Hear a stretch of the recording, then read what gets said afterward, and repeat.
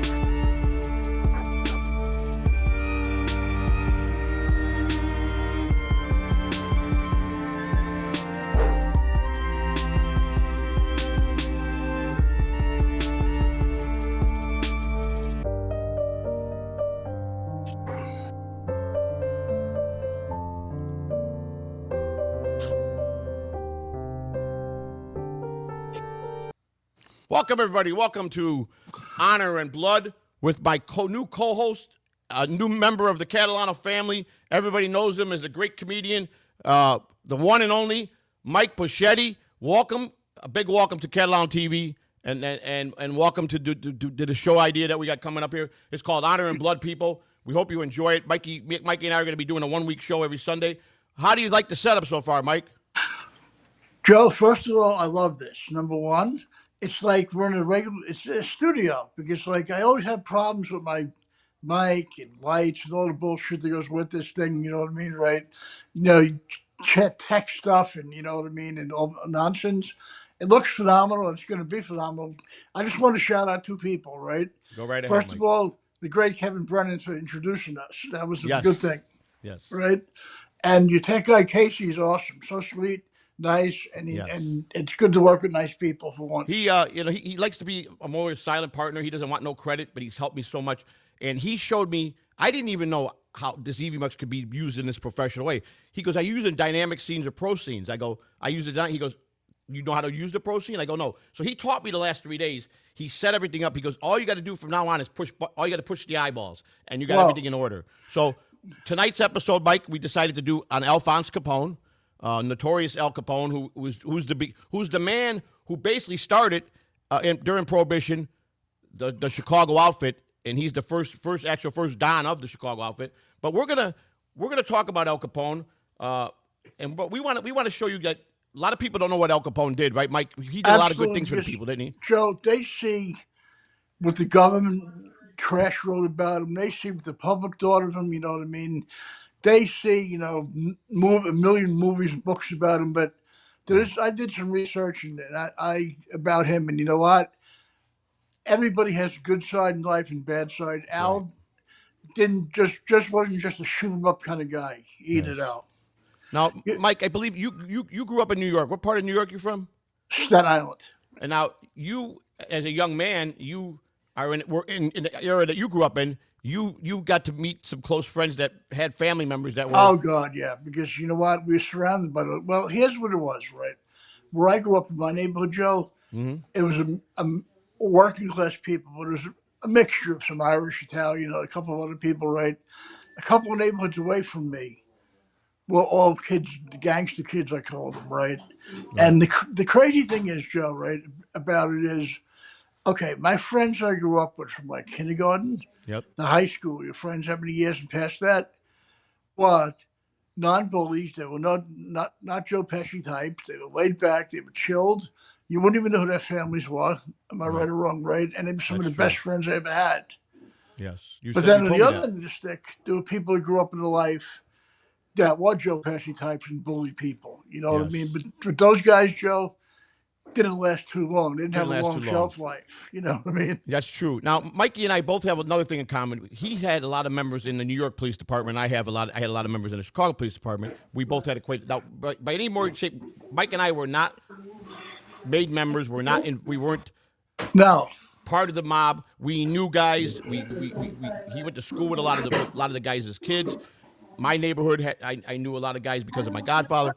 But in any way, shape, or form, we're not here representing that No, we're in this life. We're not. we just had these people in our lives at one time. You know what I Right. mean? And they but we didn't do any crimes. And they didn't even do any crimes. They were just Yeah. civilians like us, the That's people I right. knew. You know what I mean? It was a family.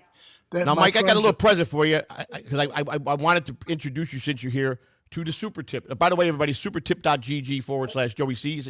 If you want to send Mike or I anything, if you felt we deserve it and you want to send us something on the side here, you can send our Venmos. That's down there. I put Mike's down there in mine.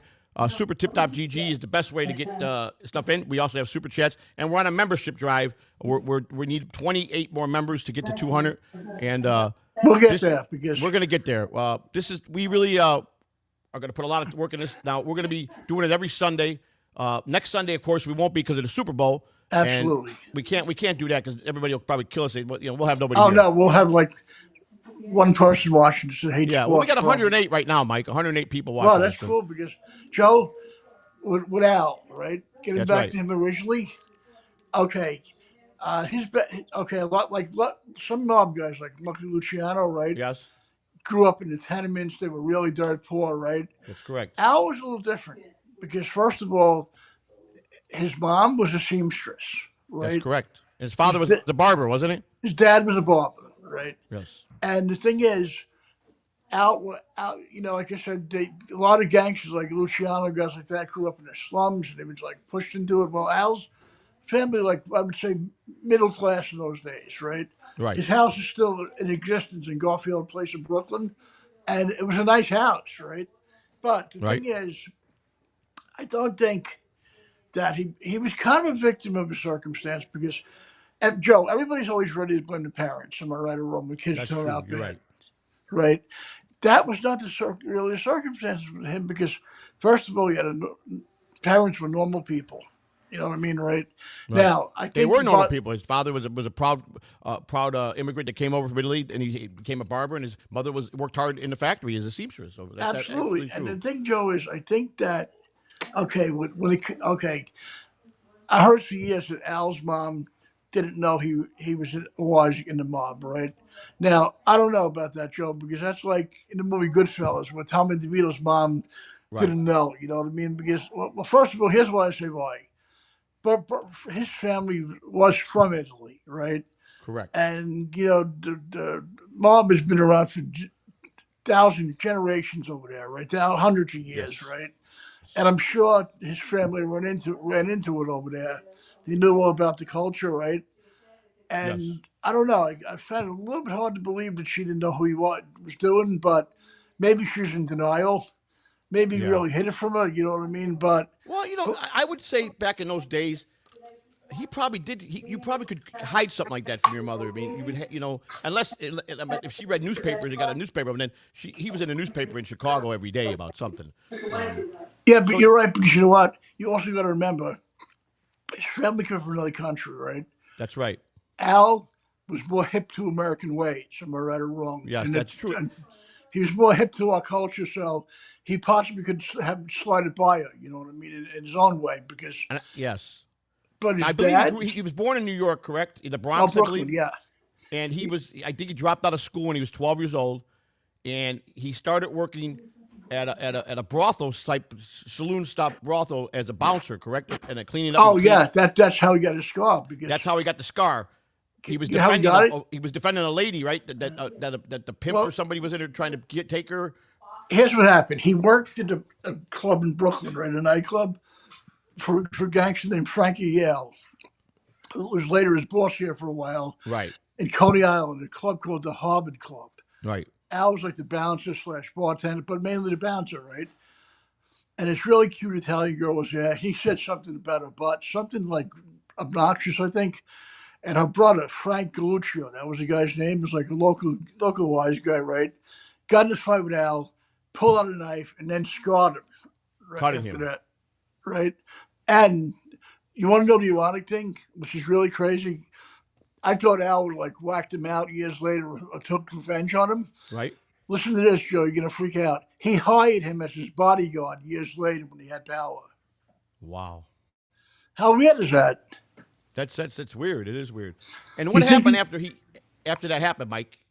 When he got in trouble and the guy cut him and he had to leave New York, didn't he? well, he tried to, what do you call it, go legit a couple of times. Well, actually, his father knew about Al being in the mob, right? And his Right. dad tried to help him.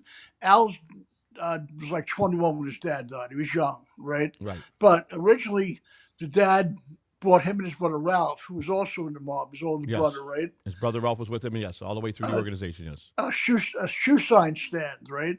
Shoe shine Yeah, yeah. They were very stand, popular right? back in And the early 1900s. Yes. but you know what happened? Ralph corrupted him because Ralph thought, why be suckers and shine shoes? Let's shake the other shoe shine guys, Right. They were which they shaking him did. down, weren't they? Yeah, they were shaking other people Yeah. down in businesses, and he brought it into it. Then Joey, after that incident with the guy that cut him in Brooklyn in Harvard, in what do you call it, Al, decided to go legit for a while. Right. Okay, so he was really good with numbers and like he became an accountant. You know what I mean, right? Super That's right. smart. He was an accountant. I remember that. Yes. He worked for the B&O Railroad for Yes. like a year, right? But by that time, he had a son, Sonny, his name is Alpha. He was named after him, but they called him Sonny, right? Sonny. Right. Correct. And Al did really good at the railroad, but unfortunately, Joey, what do you call it? It wasn't enough money to feed his whole family. Right. Of course. Back in But those days, it was tough. but at the time, timing. What happened was Johnny Torrio, who actually I was in a street gang with Torrio years earlier. Wasn't he with the 5 Points gang? He had a 5 Points game, which Yeah. was notoriously vicious and Yeah. brutal as all hell, right? Him, Torrio, and Frankie Yale.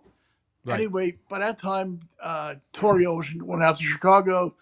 He was super On successful. the big Jim Kalmasima, I believe. Oh yeah, because Torrio was super successful, right? Yes. He brought out to Chicago. He wasn't a gangster at first. He worked like as a bartender in his nightclub, a bouncer. He's more you know what I mean, businessman right? than he was a gangster. Testing the waters with him, right? Yeah. And what do you call it? He just he tested the waters with him for a bit, and then all of a sudden, their boss, Kalamashimo, Big Jim, who had whorehouses, all kinds of stuff going on, rackets. He was like a zillionaire in those days, right? Yes. But he was an old school Don. He didn't want to go to bootlegging. He thought it was a fad. It would never be over quick. You know, it wasn't worth it for him. So that's how Al made his bones on Big Jim Kalamashimo. Yes. His first hit. That's he was right. like, That's very true. He did that for Johnny Torrio, and then they went into the bootleg business, which we're going to talk about that in May somewhere of down the show. 2020.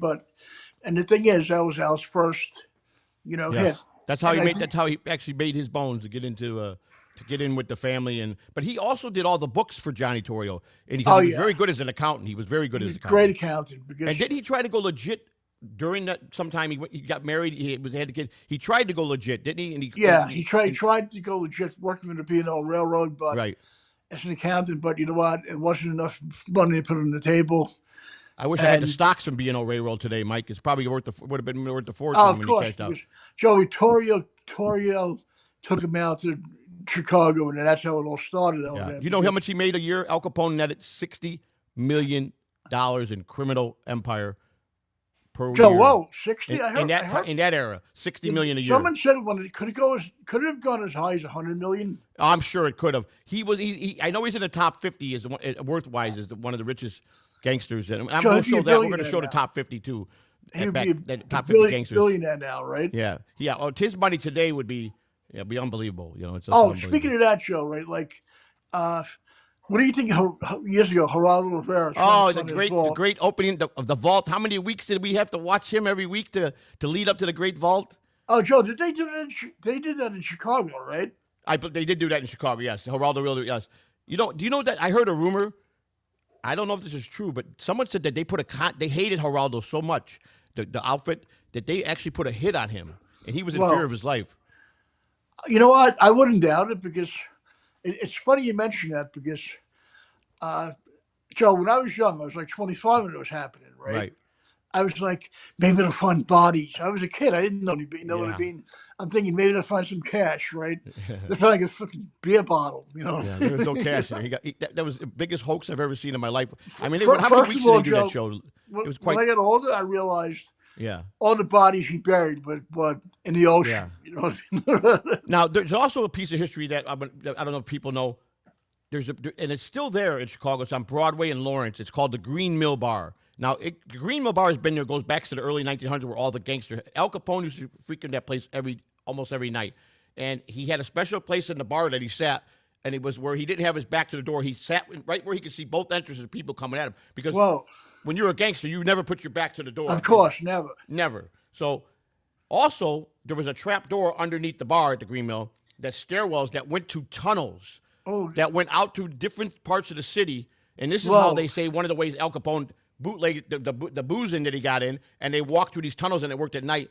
Now, the tunnels are still there, but they've closed off all the entrances since then. But there's tunnels that right underneath, it starts underneath the Green Mill. It goes out to Broadway, Lawrence Avenue, different ways. And there's different, and you Whoa. just come up on the streets in different areas of the city. How is that? Joe, you've lived in Chicago for years. How's that area where Al lives now? Is it a good neighborhood? Oh yeah. See, I grew up at Southport and Belmont, which is right outside of, it's called Lakeview area. Then you got Wrigley Field area, which is Clark and Addison. Those in the 60s and 70s were very bad neighborhoods. It was nothing but Wow. drugs, heroin, prostitution, pimps, and a lot of gangs like the Latin Kings, the Simon City Royals, all the street gangs that were there. And then you had the small little bars on the side, because they had a lot of side street saloons on the side streets. Like at a corner of School Street and Levitt, there was a bar there. It was just a lot of those places. That's where a lot of those wise guys would be at. They would have the gambling. People go there and they could, put their bets in, the bookmakers. But it was bad. Now it's through the roof. Now Wrigley Field it went up. You can't touch nothing in there for probably $2 million property wise. Now my grandfather, there was another part of Chicago that was down a little bit north. It was a Webster Avenue, which is by Armitage and Sheffield. Now that was supposed to be an up and coming neighborhood. My grandfather owned two rental property buildings that had like 4 or 5 apartments. And Wow. my grandmother hated it because it was in a bad neighborhood. He was always have to evict people because they didn't pay the rent. But my grandfather, he believed that those properties were going to be worth some money one day. Well, she drove him nuts, my grandmother, to sell them. He sold them dirt cheap. After he died in 1980, about 1988, the person he sold it to, they came in to revamp the whole neighborhood, and they cashed out for millions, just like my grandfather thought it would. He was long dead. He never got his gold. Wow. But he knew that area was, because he was a Chicago cop. He was from the city. He was in those areas. He knew. Well, he knew it was money because that's the thing. Like, real estate's usually always money. Am I right or wrong? My grandfather said, buy land. I was 14 when he passed away, and that's what probably would have been the difference of me being what I went through in my life, because he was a great grandfather. My father was terrible. My grandfather taught me all the values of.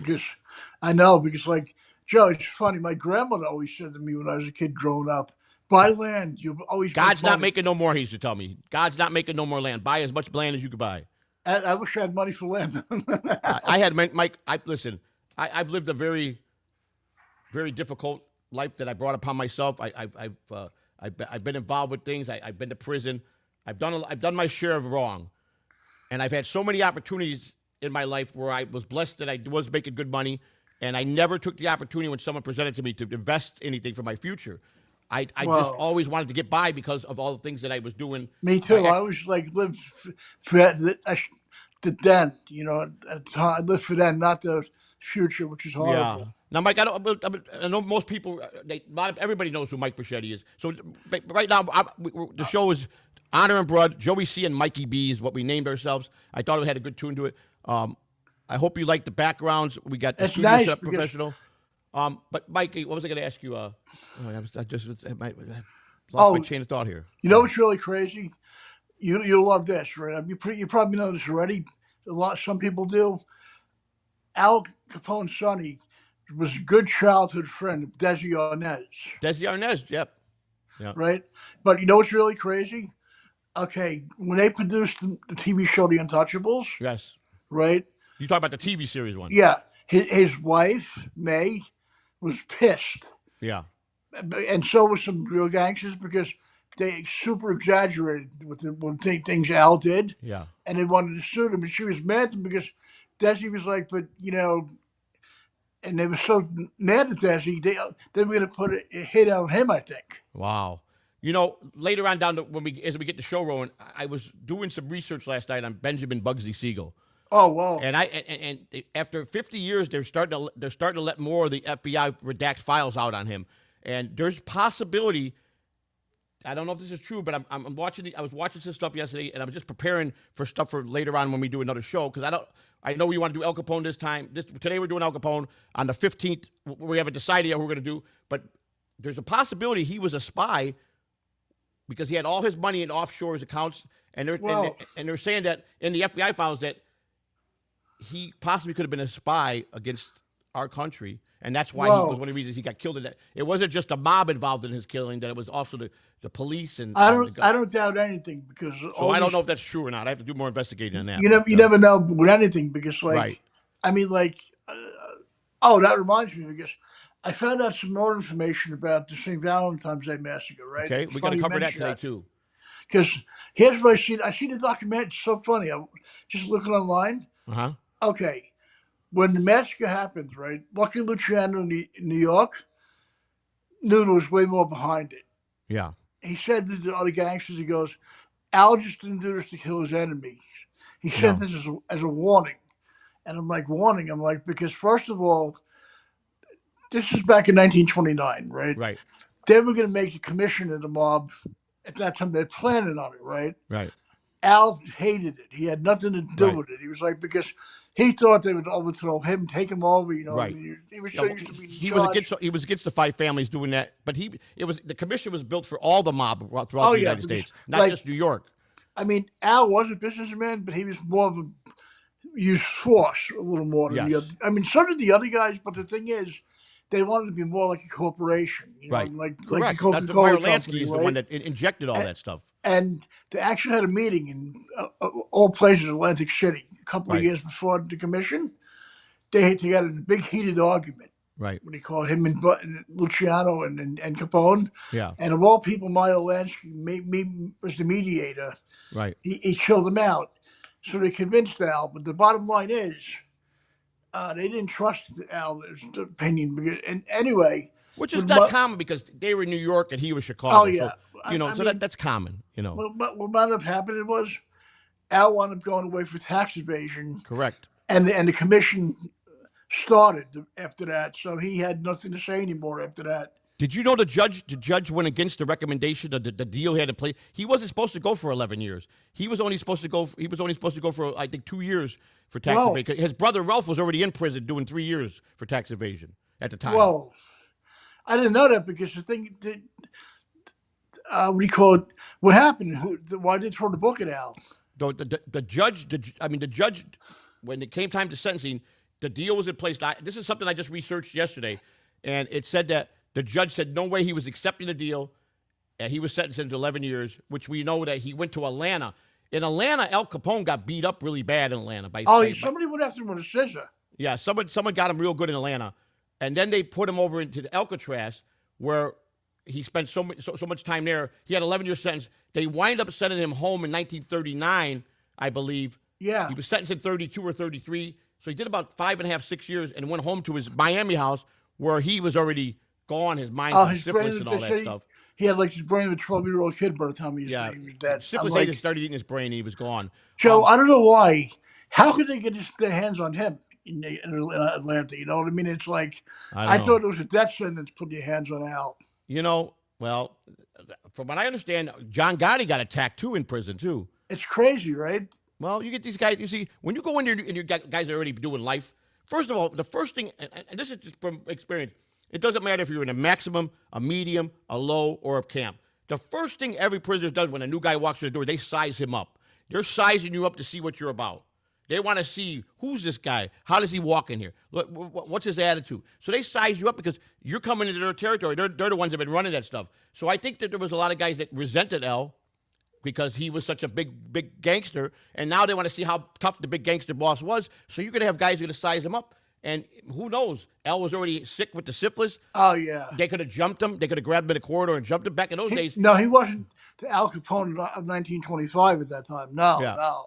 Yeah, because he was about 30, I think 31 when he went into prison, wasn't he? Yeah, but like you said, he wasn't the same Al in his 20s. No, he wasn't the same Al. That's right. So look, I'm gonna play some super chats right now, Mike. See if we got a super tip. We're gonna go in. We're gonna start talking. Show this thing first. Clip I got for you. I got some clips for you about Al Capone. So let me put these up on the board. This is from Tio Hanks. This is for you, Mike. Oh no, Tio Hanks says, "Thank you for the $5, Tio Hanks." Big Paul Castellano just tweeted, said, Mike's from Kentucky. Yeah, I sound like I'm from Alabama there, buddy. But thank you, Tio. Thank you, Tio. Yeah, I am from Alabama, son. This is also from Tio Hanks. Mike, what did you have for dinner? Oh, I haven't eaten yet. I'm not eating until after the show because I don't like to eat before I do things like this. That's great. That's great. And we got this one from, I believe it's from Mustafa is that say HHJ33? Mike, Joey, and I married in prison. Oh, God. Yeah, that's my prison wife, Mike. Yeah, that's my prison wife. Big Dub has just become a YouTube Catalano TV member. Thank you, Big Dub. Thank you for signing up. We got this is just 218. Thank you for downloading. Salute to you guys. I told Mike I sent a super chat. Thank you. Just someone you know, Mike. What do you call it? He sent me a message earlier. He signed up on what do you call it? Instagram. Oh, okay. Thank you for that, guys. Thank you, Justin. And we'll converse. We'll converse with some of the chat. Like it's our first show, and I like this show because you know what? Our chat people aren't that obnoxious so far. No, wait, Mike. I'm going to tell you right now. You know Stuttering John real well, like I do. Now he's the most hated guy on the internet, right? I'm the second most hated guy on the internet, so they troll me worse than Stuttering John. So just be prepared. They're going to say a lot of nasty things to both of us. You know, the fact that you're here with me, but you know what? It's their right. It's their chat room. I've come a long way from being. Mike, I used to sit here and I banned one night. I banned 300 people out of my chat. I had nobody in the chat room. That's how mad they made me. But I've grown from that. I've grown from all that. The good things Al did, right? Yes, we're going to show that too. Definitely. So, Al Capone, believe it or not, people, and we're not trying to say that he was a saint and he was a priest, but Al Capone did do a lot of good for the community, and we're gonna show you some of that stuff. But let me just check on the super tips to see if we got these. So, Mike, I got a present for you. Don't take this personal. I was goofing around with the super tips to walk you, and I made a super tip for you, and I'm gonna play this. This is me talking, you talking, because I put Mike up, everybody. Mike has his own super tip voice now. Oh, thank you. We mastered it yesterday, and so let me get here. I got to get to just hit my eyeball. Okay, that should come on. Okay, so Mike, this is it. Let me see right here. Okay. We got an anonymous one. We got one from somebody else. So let me play this one. This just came in. True story. The mob used to call Mike's mother the Stink Trench because of the smell when they collectively plowed her up the ass. Oh, boy. That's not nice, whoever sent that. You know what? I've been got other stuff. But they didn't. I had it blocked, Mike, so I'm not trying to replay this. That's all right. I have to go back in and play this because they couldn't see it. Here we go. True story. The mob used to call Mike's mother the Stink Trench because of the smell when they collectively plowed her up the ass. That was Patrick Melton's voice, and it came from Anonymous. That was, thank you for the 534. Be nice now. I mean, but that's okay. If Mike didn't get on you, Mike will come and get you. I promise you that. The world is loaded with dickweeds, and he's one of them. That's right. Now, this is the one I made for you, Mike. Oh, thank you. All right, Mike. I'm just testing the new Bocchetti super tip voice. You've been in comedy so long, your punchlines need a nap. Every joke sounds like you're asking permission. And I ramble, sure. But at least people know I'm building to something. Coming from a guy who takes scenic routes to nowhere. You don't ramble for style, Joey. You ramble hoping comedy shows up. I know where punchlines live. You just yell until one wanders in, trips over the mic stand, and accidentally saves you, which honestly happens more than you think. I don't get comedy, but I know this. Joey talks too much. Mike looks confused. And somehow I'm still laughing. So one of you must be funny. And I'm guessing it's me for noticing. Also, I think jokes are better when people yell. That's right, my nigga. that was my welcome to you to the family. Thank you. And Because to the Super. I love Tip, right? it. Thank you. Because All right. Joe, you All know right, what so, I heard in also in real life? And a couple of things in the movie Untouchables, right? yes. Okay, at the end of the Untouchables, remember when Al Freak started fighting with people yelling Yes. after the verdict, right? I heard in real life, he didn't even carry on like that. He just No, took the he sentence didn't. like a man. He didn't. He The didn't. and then movies he- made and him he- like he- scream and yell. Yeah, well, Hollywood of course, they add so much to those. He took his I picture him taking his punishment like a man and not being a jerk. El was no schloss. He was a tough guy. I mean, he. Oh yeah, I mean, and the thing is, like, about his brothers, they were mobbed up too. Yeah. Well, his brother Ralph. But did you know, we're going to talk about this today? Did you know that one of his brothers left the family? Oh yeah, at a young age, and became a police officer. His brother somewhere Richard. I think in Kansas somewhere. He was a sheriff of a small his town. brother Richard. He changed his name to Richard. What do you call Richard it? Smith or something.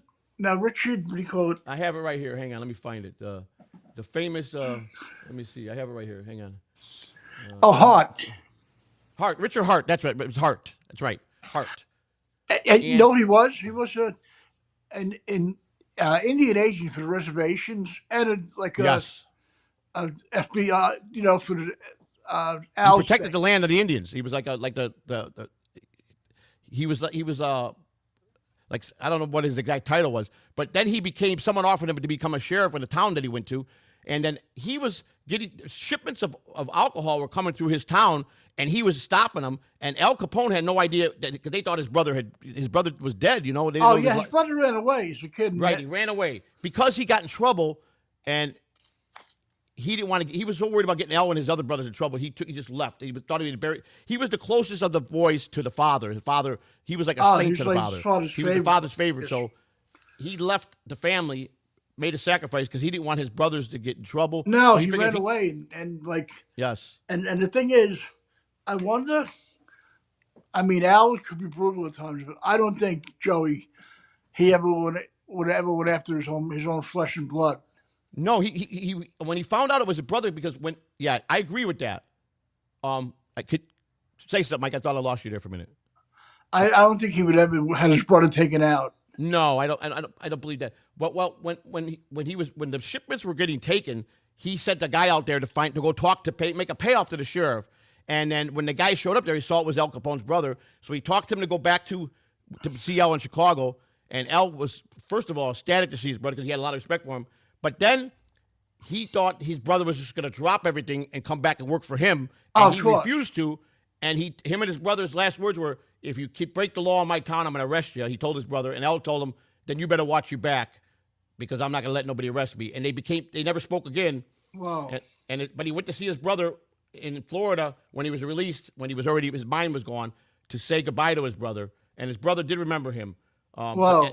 He had a lot of respect for his brother, but they did become, once they reunited, it didn't last long because he didn't want to come work for Al. He didn't believe in being a gangster. He already was law enforcement. And he was in law enforcement. He was married. He had a family.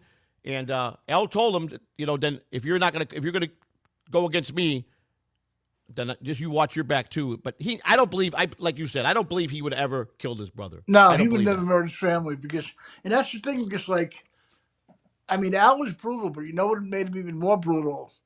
When they killed his older brother, Sal, whose real name was, he went by Sal, but his name was John, I think. Correct.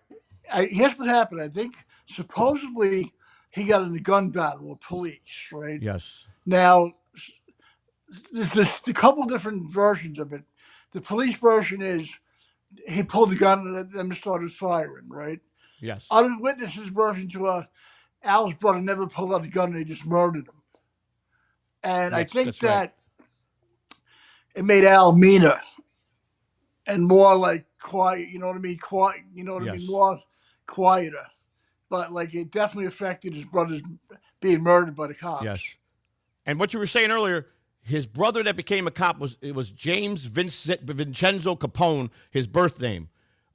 He was born in 1892, died in 1940, who renamed himself Richard James Two Gun Hart because he was such a great marksman as a gun. And he ran away from home in Brooklyn, changed his name, and worked as a prohibition agent. He was a prohibition agent. That's why he was busted the shipments. that were coming through that El was trying to get through it in the different towns that he was supplying the booze for. He changed his name and worked as, like I said, probation agent, federal agent in Nebraska. That's right, it was Nebraska. Famously fighting against the very alcohol trade his brother ran. So that was his career. They called him Two Gun Heart because when he was a hell of a shot. They said he could. So see, I don't know the Midwest well, but is Nebraska close to Chicago at all? Yeah, Nebraska. You got Nebraska. You got Iowa, and then you go into Illinois. If you're going up 80, I believe 80, you go Illinois, Iowa, and then in Nebraska. Nebraska is right on the border. It borders Iowa. I'm not sure the town of Iowa where all the casinos are. Iowa has 4 or 5 casinos as soon as you cross out of Omaha, Nebraska. Omaha's right on the line. Well, I worked in Omaha in 2008 with the baseball. So you got Omaha, you cross over to the Iowa side, and you got the casinos, all the casinos right there. Is Missouri close to you guys too? Missouri also. You could go in from Illinois to Missouri as well. I know, you're going up 55 south. Missouri south. I mean, I'm not sure of all the states, but you got a whole bunch of them there. Well, you got like I said, you got Iowa borders it, and you got Indiana, Iowa. Indiana borders it, Iowa. You got Missouri that borders it. I'm trying to think of the other. Wisconsin's close.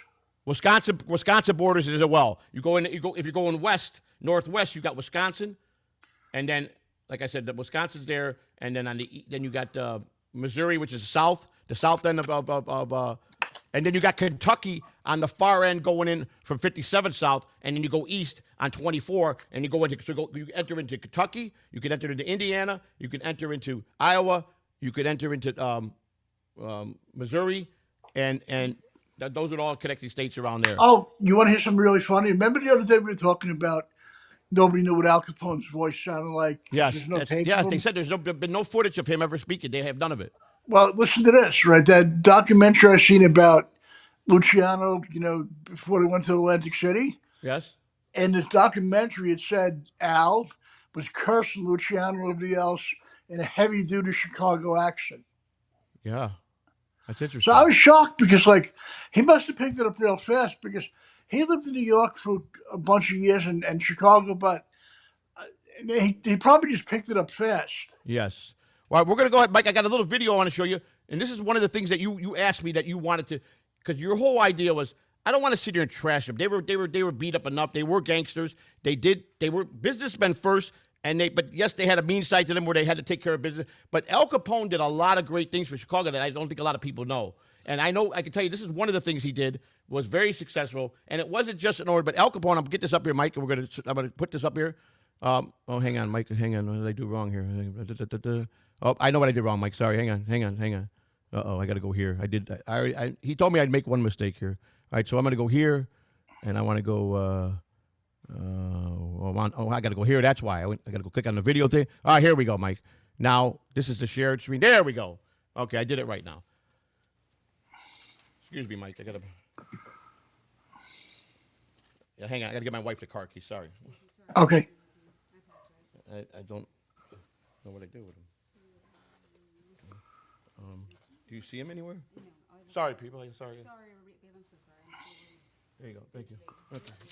All right. Sorry about that. Okay, no problem. Yeah. She said she was sorry, Mike. She didn't mean to interrupt her. Oh, no worries. All right, so this is Al Capone, famous Al Capone soup kitchen. Believe it or not, Al Capone opened soup kitchens on State Street. And now Al Capone was a full-fledged soup kitchen, Mike. Well, did you know that he served at breakfast there? They got a donut and coffee, fresh coffee and donut in the morning, and soup and bread in the afternoon for dinner. They said it cost him about $350 a day to run this facility. Well, he didn't ask for nothing. Like, you didn't have to have an ID. Anybody that was hungry, homeless, or anybody that wanted to go for that was hungry were allowed to go through that door. That's like thousands and thousands of dollars today. Correct. Now he made $60 million a year, but he only spent $350 a day. Now a lot of people question it to say, and it was run first class. I mean, L was there himself. He served in the soup line. Absolutely, he did because, like you said, people question him now, morons. Yes, and of course the press went after. They thought it was a publicity stunt because at the time he was being investigated. So they thought he might have been doing a publicity hosting to show the good side of himself to get out of trouble. Listen, it doesn't matter. Yes, Al Capone was a notorious gangster. Yes, Al Capone was a businessman who took advantage of Prohibition. Prohibition was around for about 11 years. Do you know that I learned yesterday? Prohibition was started as a trial. This is what the government's theory was. The government thought by taking away the alcohol, it would bring families closer with their kids, with their husbands and wives. It'll bring America better, and it would save money. It would just do a lot of good. It backfired on the government Because backfired in a heartbeat. They were trying to bring crime down. This was let's say it was the first really crime bill that they wanted to bring crime down in America. All right, so they came up with this idea. Let's get prohibition. This is facts. I read this last night, and the government thought it would lower crime. It would put families closer with their kids and their wives, but it backfired because it made more. It took. Not only did the gangsters take advantage of it, it made good people that were out of work because of the people lost their jobs when they took the booze away. Bars closed down, everything. So people lost their jobs, so they had to make ends meet. So they went to work for the gangsters, and they became corrupt just like them. We're talking good citizens that never were in trouble were forced to go work now because of what the government did by making prohibition and cost them to lose jobs. So now they turned all the good people into evil people. So it backfired. It's kind of like it hit them right in the butt because, yeah, of course. And the thing is, okay, the negativity part of it was people like, oh, he did that for publicity, right? Right. We don't know what's in Al's heart, in his head, but you know what? The bottom line was tons of people that were starving got to eat. That's right. That never would have. And it wasn't just you pop in and you had an ID. He served breakfast. He gave him a nice donut, a hot cup of coffee. They came back in the evening. They got a great bowl of soup with bread. And he gave them their dignity. That's the important thing. That's right. Now, here's the picture of people in line going. It was on State Street. This is State Street. And all the people in line going into the soup kitchen. It says the famous Capone soup kitchen. A lot has been said by many people about this subject.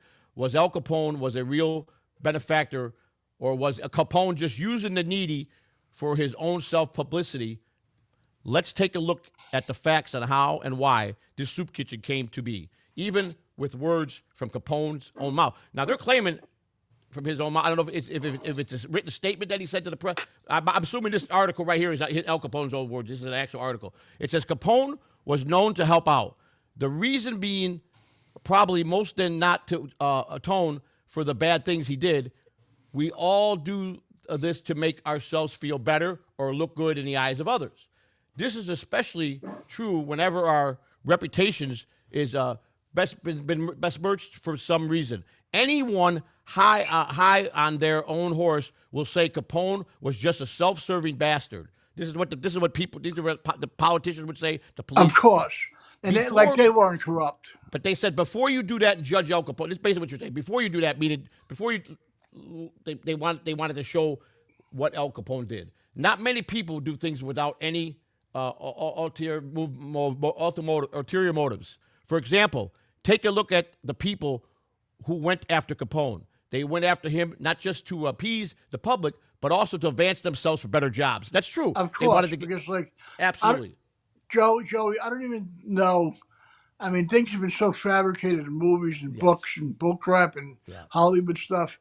I don't even know if that Al Capone even met Elliot Ness in real life. Good point. Do you know they only met one time when Al was being transported from the county jail? He was Cook County Jail, and he was part of the and Elliot Ness was the one guy that was in the car that was the only time he ever met. They never met each other. Never had confrontation on the street like the movie said. They met the very first time when Al was being transported to the Atlanta prison, and he was on his way to the airport to get on the federal plane.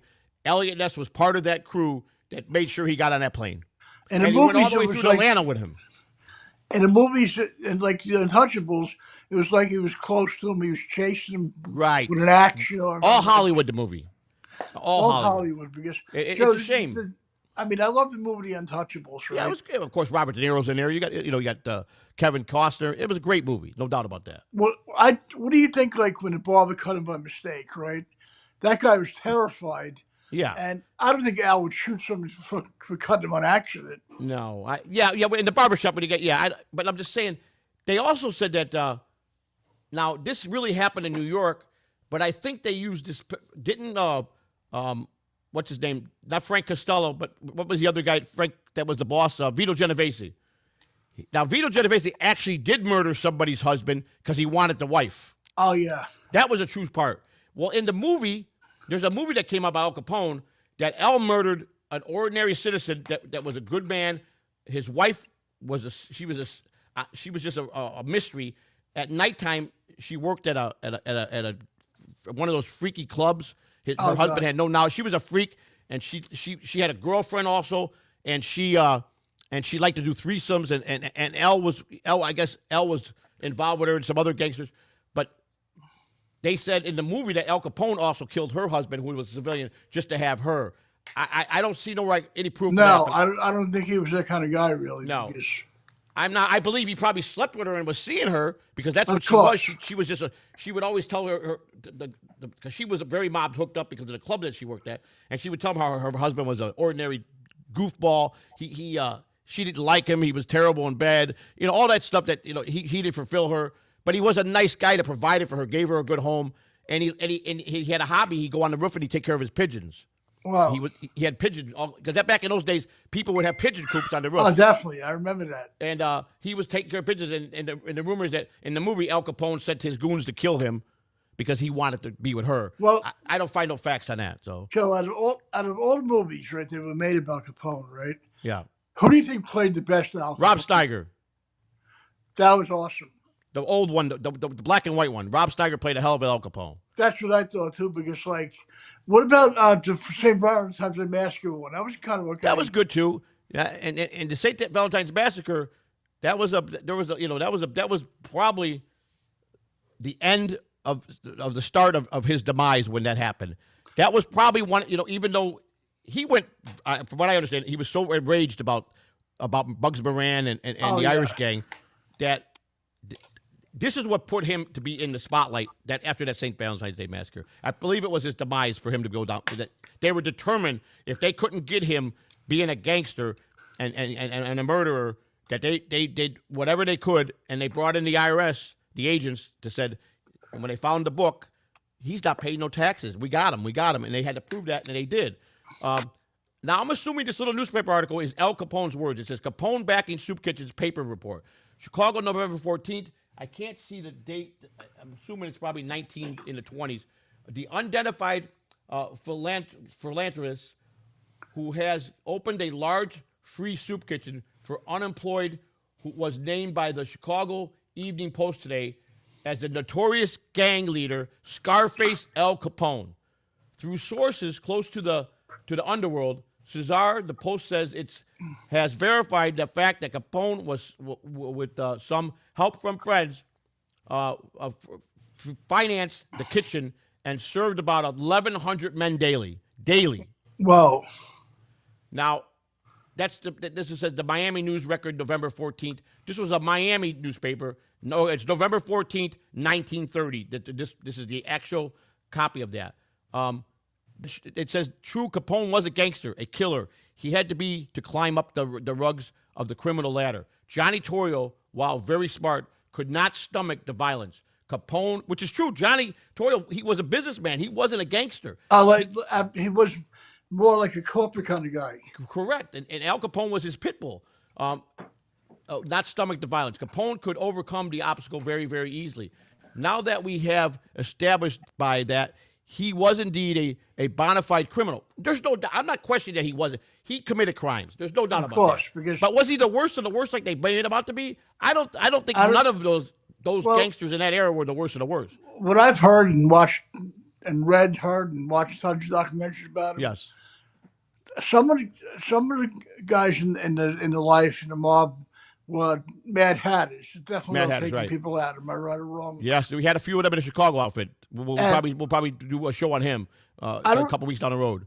I don't think, but according to what I heard about him, Al said he did not like killing people unless he was backed in the corner. It was absolutely necessary, and he only went after the people who tried to assassinate him. Correct.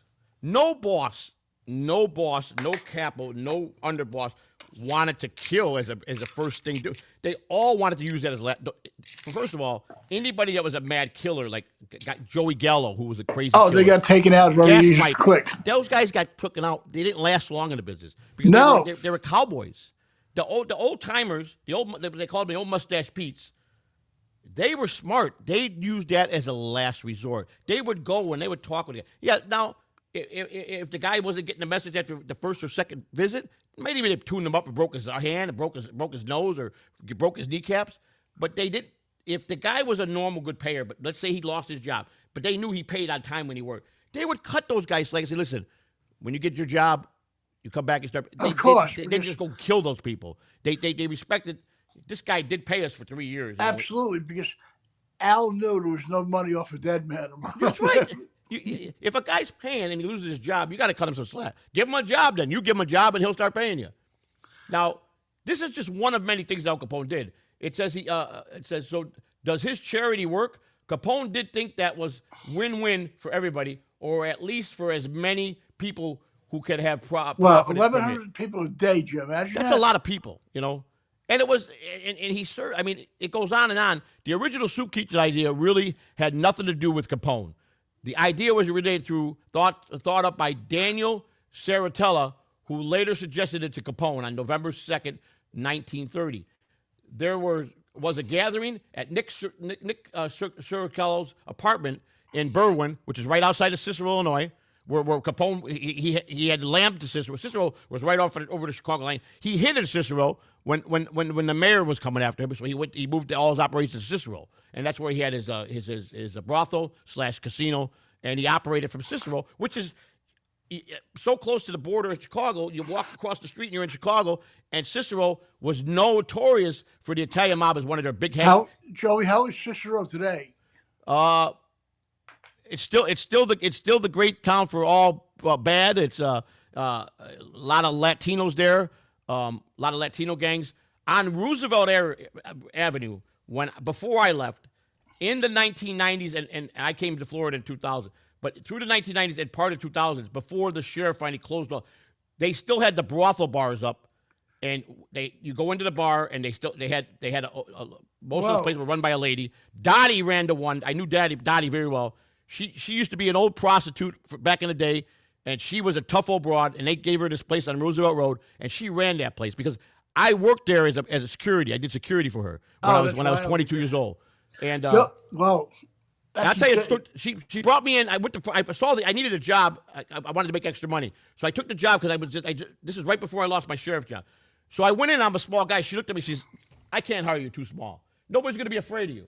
And I said to her, listen to me. I'll work tonight for free. Let me show you what I can do. If you don't think I can handle myself at tonight, she goes, there's no way. I got a rough guys here tonight. They do. I need someone more that's going to be big and you're going to walk up to them and put the fear of God in them. I go, don't worry, I'll put the fear of God in them. It don't matter. People don't realize that, Joe. So she said, I was persistent, and she goes, all right, I'll take that deal. So I went to work for free, and I was sitting there watching the door and watching the girls that nobody's grabbed. It was simple. Just do normal. You sit at the door, you watch. You had a flashlight. You had your fucking uniform on. I had a security uniform on. And she comes over and whispers. She goes, that guy just pulled his dick out at the table. We don't allow that here. What are you going to do about it? So she's testing me. She goes, you ain't going to do nothing. That's why I told you this doesn't work. I go, I got this, Miss Dottie. I went over to that guy's table. I says, and he pulled. So I was very firm when I go, pull that dick out again, and I'm gonna crack you in the fucking head with this fucking flashlight when I come back. So he goes, okay, I'm sorry. So another 20 minutes go by, he pulls it out again. I went over there without question. I cracked him in the back of the head with the flashlight. He went down, and I punched him in the face 2 times. At the end of the day, she paid me for that night and says, you got the job. Well, but see, that's the thing, because, like, Joe, when it comes Just because to I'm fighting, small, I told her, don't give me a chance. So you give me people don't realize, chance. Joe, when it comes to fighting, right, there was plenty of little guys that fucking stomp some big guys down. Listen to me. I will never want to fight a little guy. I'd rather fight a bigger guy than a little guy. Little guys are scrappy. They can ping pong around you. Now, if a big guy gets a hold of you that's strong, it's all over for the little guy. He's going to break you in two. But little guys can bounce around. Little guys know where to crack a big guy in the kneecaps. Go for his throat. But I had to prove myself. That was my one chance to prove myself, and I had to show her that I had it. Because she's like, I don't want someone that's going to reason with these guys. If you give them their first warning, You don't understand. We carry him out and put him out in the back in the alley. We dump him in the dumpster. This is what my guys do. So I don't think you're that ruthless. I said, just give me. I need this extra money. I said, I'm gonna do what I got to do. And it was fun working there. I only stayed there because the company I was with was called Illinois Plant Protection, which was ran by Frank Nicita, Frank Nicita lived in Melrose Park. Now, that was his company. My cousin, Joey McMillan, who was half Italian, half Irish, he worked for Frank and was good friends with Frank, brought me in because I was in a sheriff's academy, and he said, you want to make extra money? I got some security gigs. He goes, I could use you, give you some good work, making good money. So I was working for them, and they're the ones that told me, go meet Daddy. It was one of their accounts, and see if you could sell yourself there. Because when I found out the brothel I asked for the job. He goes, she'll never hire you.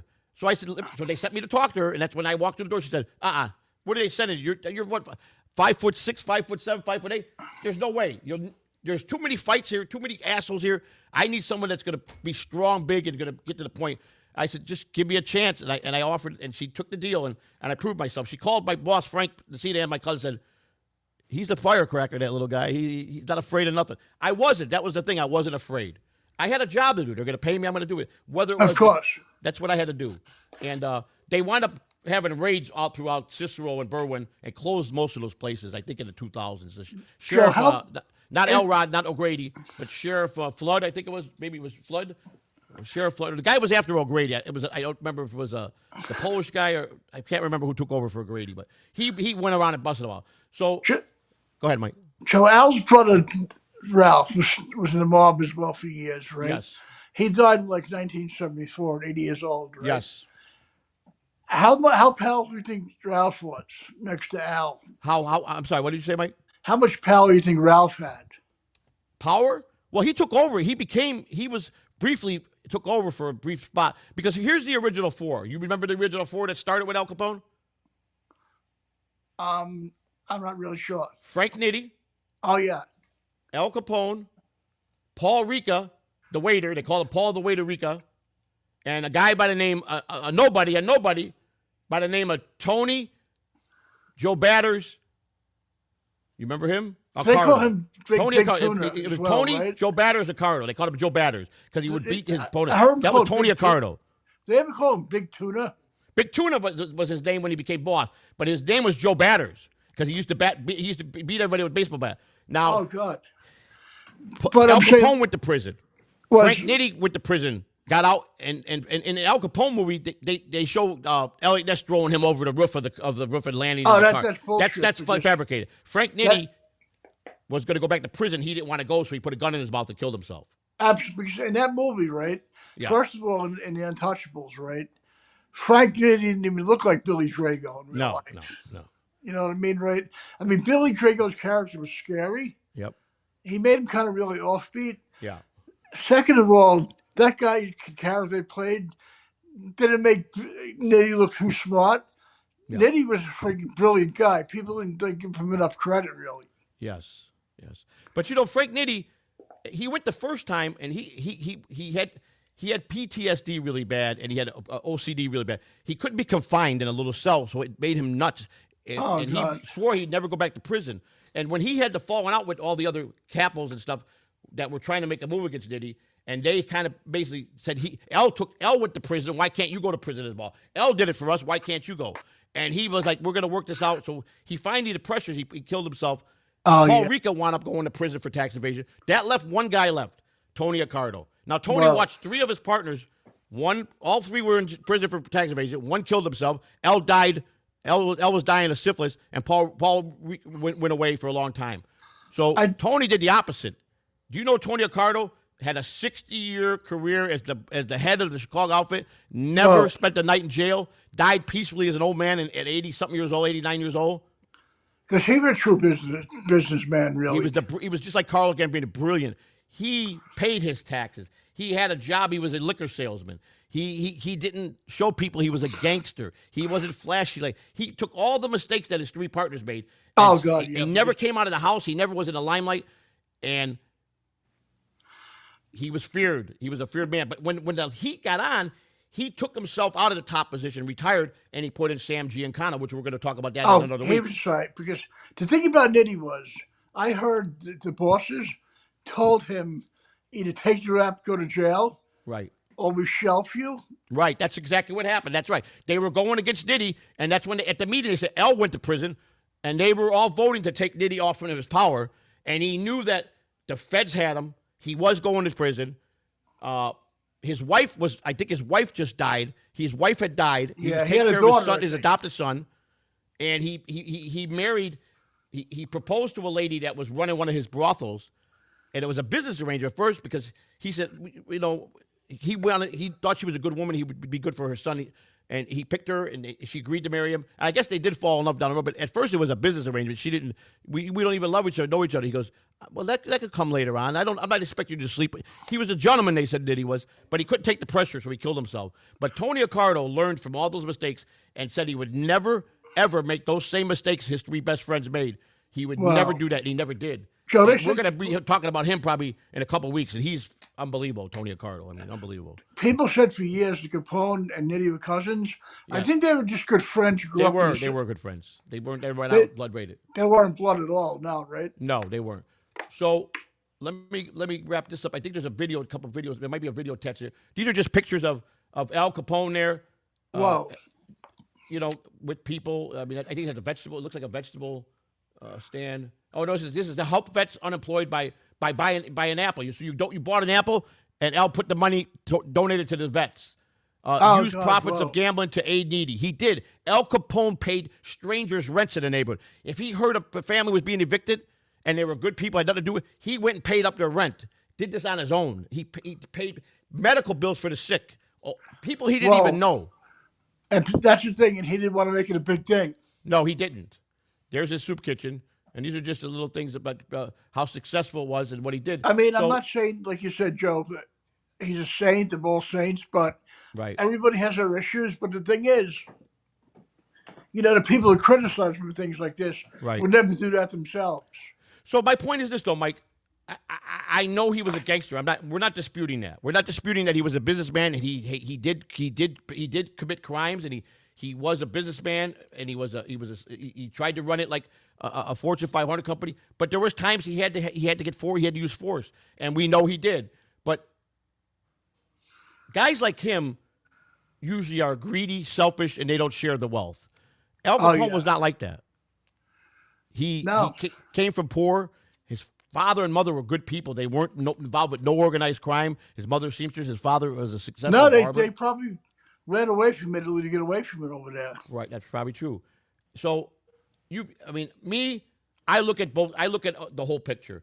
Yes, Al Capone was a gangster. Yes, was he? But what was in today's society, the way society is with all the street. So let me tell you, street gangs, these wild street gangs, they just kill people for fun. They kill the Mexican cartel. They go in and they'll cut your baby's head off and leave you alive and make you watch. So you'll, these guys would never do something like that. They They only would went never after. harm a child. In They their only took neighborhood- people out, Joe. They only took people out that were in their world, and That's right. that's it. And they wouldn't let nobody come in the neighborhood to hurt kids, hurt the seniors. They gave to the communities, and everybody feared to come in. Nobody from the outside came in and did anything. And the neighbors no neighbors would talk to the police. They would close the door on the police. So nobody was turning him in because they saw the good. So was he a Robin Hood? Was he a Robin Hood in his day? I mean, he was the rich giving to the poor. I mean, I know, because I wonder what it was like, Joe, when he was at the. It must have been really interesting when he was at the soup kitchen yes. talking to people. You know what I mean? They said he would be he sat in that soup line and he actually served the people the soup. Did it I many bet a he night. was super charming. People probably loved him in the soup kitchen. He wasn't. They said he was a charming guy. Now, this is him at some. I don't know if this is a sports event. Let me see if this is. Oh, his son Sonny's there with him. Yeah, you see Sonny with him right there. Yeah, his son Sonny, right? Now I don't know who this is behind him, but you see the arrow right there. Oh God, Joe, you look Is at that all one of those. his brothers? Um, Let me see what it but says. Joe, look at all those tough guys with him. Yeah, there's a lot of them there, right there. No, I'm Joe. Look at all. He brought the scary guys with him and all that. So he was. I mean, Al Capone was a great. As far as I'm concerned, yes, he was a gay. Here's the actual guy sitting inside the soup kitchen. It was nothing fancy, but I mean, here's this says Internal Revenue Service, Intelligence Division, Chicago, Illinois, church contributions. This is what he donated. In 1924, he gave over 5,000 to the church. 1925, over 7,800. 26, Wow. he gave over 10,000. 15,000 and 27, 5,400. Police widows and now this is it. Police officers that got killed in the line of duty. Al Capone donated every year to the fund for the widows. Wow. 21,000, 58,000, 30,000. He put money in for the widows to have So something. that's a ton of money, you know. Oh, in those And days. that's but what gangster's going to do that? If They they were never one of these hoodlum street guys. This guy was a gangster with class. And he knew how to put the image out there. Because they bashed him every day in the streets, in the newspapers. They tore him up. But when they started seeing this, they started saying, is he all that bad? I'd rather have 100 Al Capones around than to have one guy that's reckless with just goes on the street, starts killing people for no reason. Of course. I really would, personally. John Gotti made a statement, they said, when he got life, is that the U.S. government is going to wish 20 years from now that there was a ton of John Gottis around. They're going to wish Italian Costa Nostra was here because the way the gangs are going to go and how they kill children and how they're going to wish that they were back in power, which I believe to be true because how many times did the government go to the mob and ask them to do them a favor? Charlie Luciano went. Joe, look at Lucky Luciano protected What he did for the war. During World War II, right? We won because of what his intel, what he said to all the people in Italy. It was an advantage for us. And they screwed him what did over. they do to him? They deported him after they did that. They ported him because he had a charge. He was tainted. See, Charlie was tainted with a prostitution charge. He was a pimp. That was a no-no. And drugs. Pimp. It was a no-no to be involved in drugs. And Charlie was tainted with that, with heroin. He was a heroin smuggler. And that's one thing that you weren't supposed to get into. Now, Vito Genovese, he was all for that. That's where Frank Costello, because later on down the weeks when we do the Frank Costello, people don't know, Genovese and Costello grew up in the streets as kids together. Same with Charlie. They were all friends. They just made a movie about them. What was it called? Alta King. Did you see it? I just saw it just the other day, and I didn't care for it at all. No, because it's kind of weird because they were playing two different characters. Costello, and he played Vito Genovese. It's horrible. It was horrible. It was terrible. Definitely horrible. But it is true. Genovese took a whack at his best friend Costello because he threw him from his seat. He forced Frank to step down and retire. Genovese was more of a tough guy. Frank Costello was more of a guy that was reasoned because he grew up with Meyer Lansky and guys like that Meyer Lansky was a straight businessman. Violence will be the last thing. And later on down the road, as we do progress with the show, we're going to be doing guys like Meyer Lansky. People are saying now, it's coming out that maybe Meyer Lansky, that Benji Siegel was just a front guy the whole time, and that they were going to take him out. I don't believe one bit that Meyer and Benji were so close, like brothers, that they said that Meyer Lansky, for the next 50 years, he never questioned anybody, but he was very sad that he lost his friend. I know, because, Joe, do you think with Meyer, right? Uh-huh. He died like in 1983, 84. He died 83, I think it was, 83. In Holland, Florida, he used to walk his dog down A1A and go to the Jewish deli every day. He had a tongue sandwich down there. He put his little dog out there. He walked from his house on A1A. He died as an old man. I was going to ask you, do you think he died penniless or multimillionaire? I don't think he paid, because I'm going to show you at the end. I'm going to show you the top 50 rich, and he's like in the top 5 as the one of the richest. Well, they said with Al, when he died, when Al died, here's what happened, right? When he got mentally ill and was sick, he wasn't capable to be the boss anymore, but the mob took care of him and paid him like $600 a week, which is crazy. That day, $600 a week was a gold mine. Oh, that was a lot of money then. But what I'm saying is, like, they still took care of him, right? People said he died penniless. Yeah, I don't think so. No, I think there's money that was hidden someplace. Yeah, I can't don't believe he that. died penniless, Joe. I don't believe that. I don't believe that. Oh, I made my first error here. You see what I did, Mike? He told me I would do this. He told me I would do this. No, he said, I have to cut that. Go back to this screen, and then, because we're going to show another thing. But I don't think Al died penniless. I don't believe. Well, he was out for 7 or 8 years. in his mansion in Miami. If he was penniless, how did he live? How did he live for those 7 years? How did I he know. maintain where he lived? He Well, was if definitely you- not penniless. Well, the mob gave him a shout, but the thing is, I mean, when he came out, he was like sadly had the mentality. It was like a 12-year-old kid. His mind, right? Yes, that's So a there was fact. no way in hell he was going to be where he was before.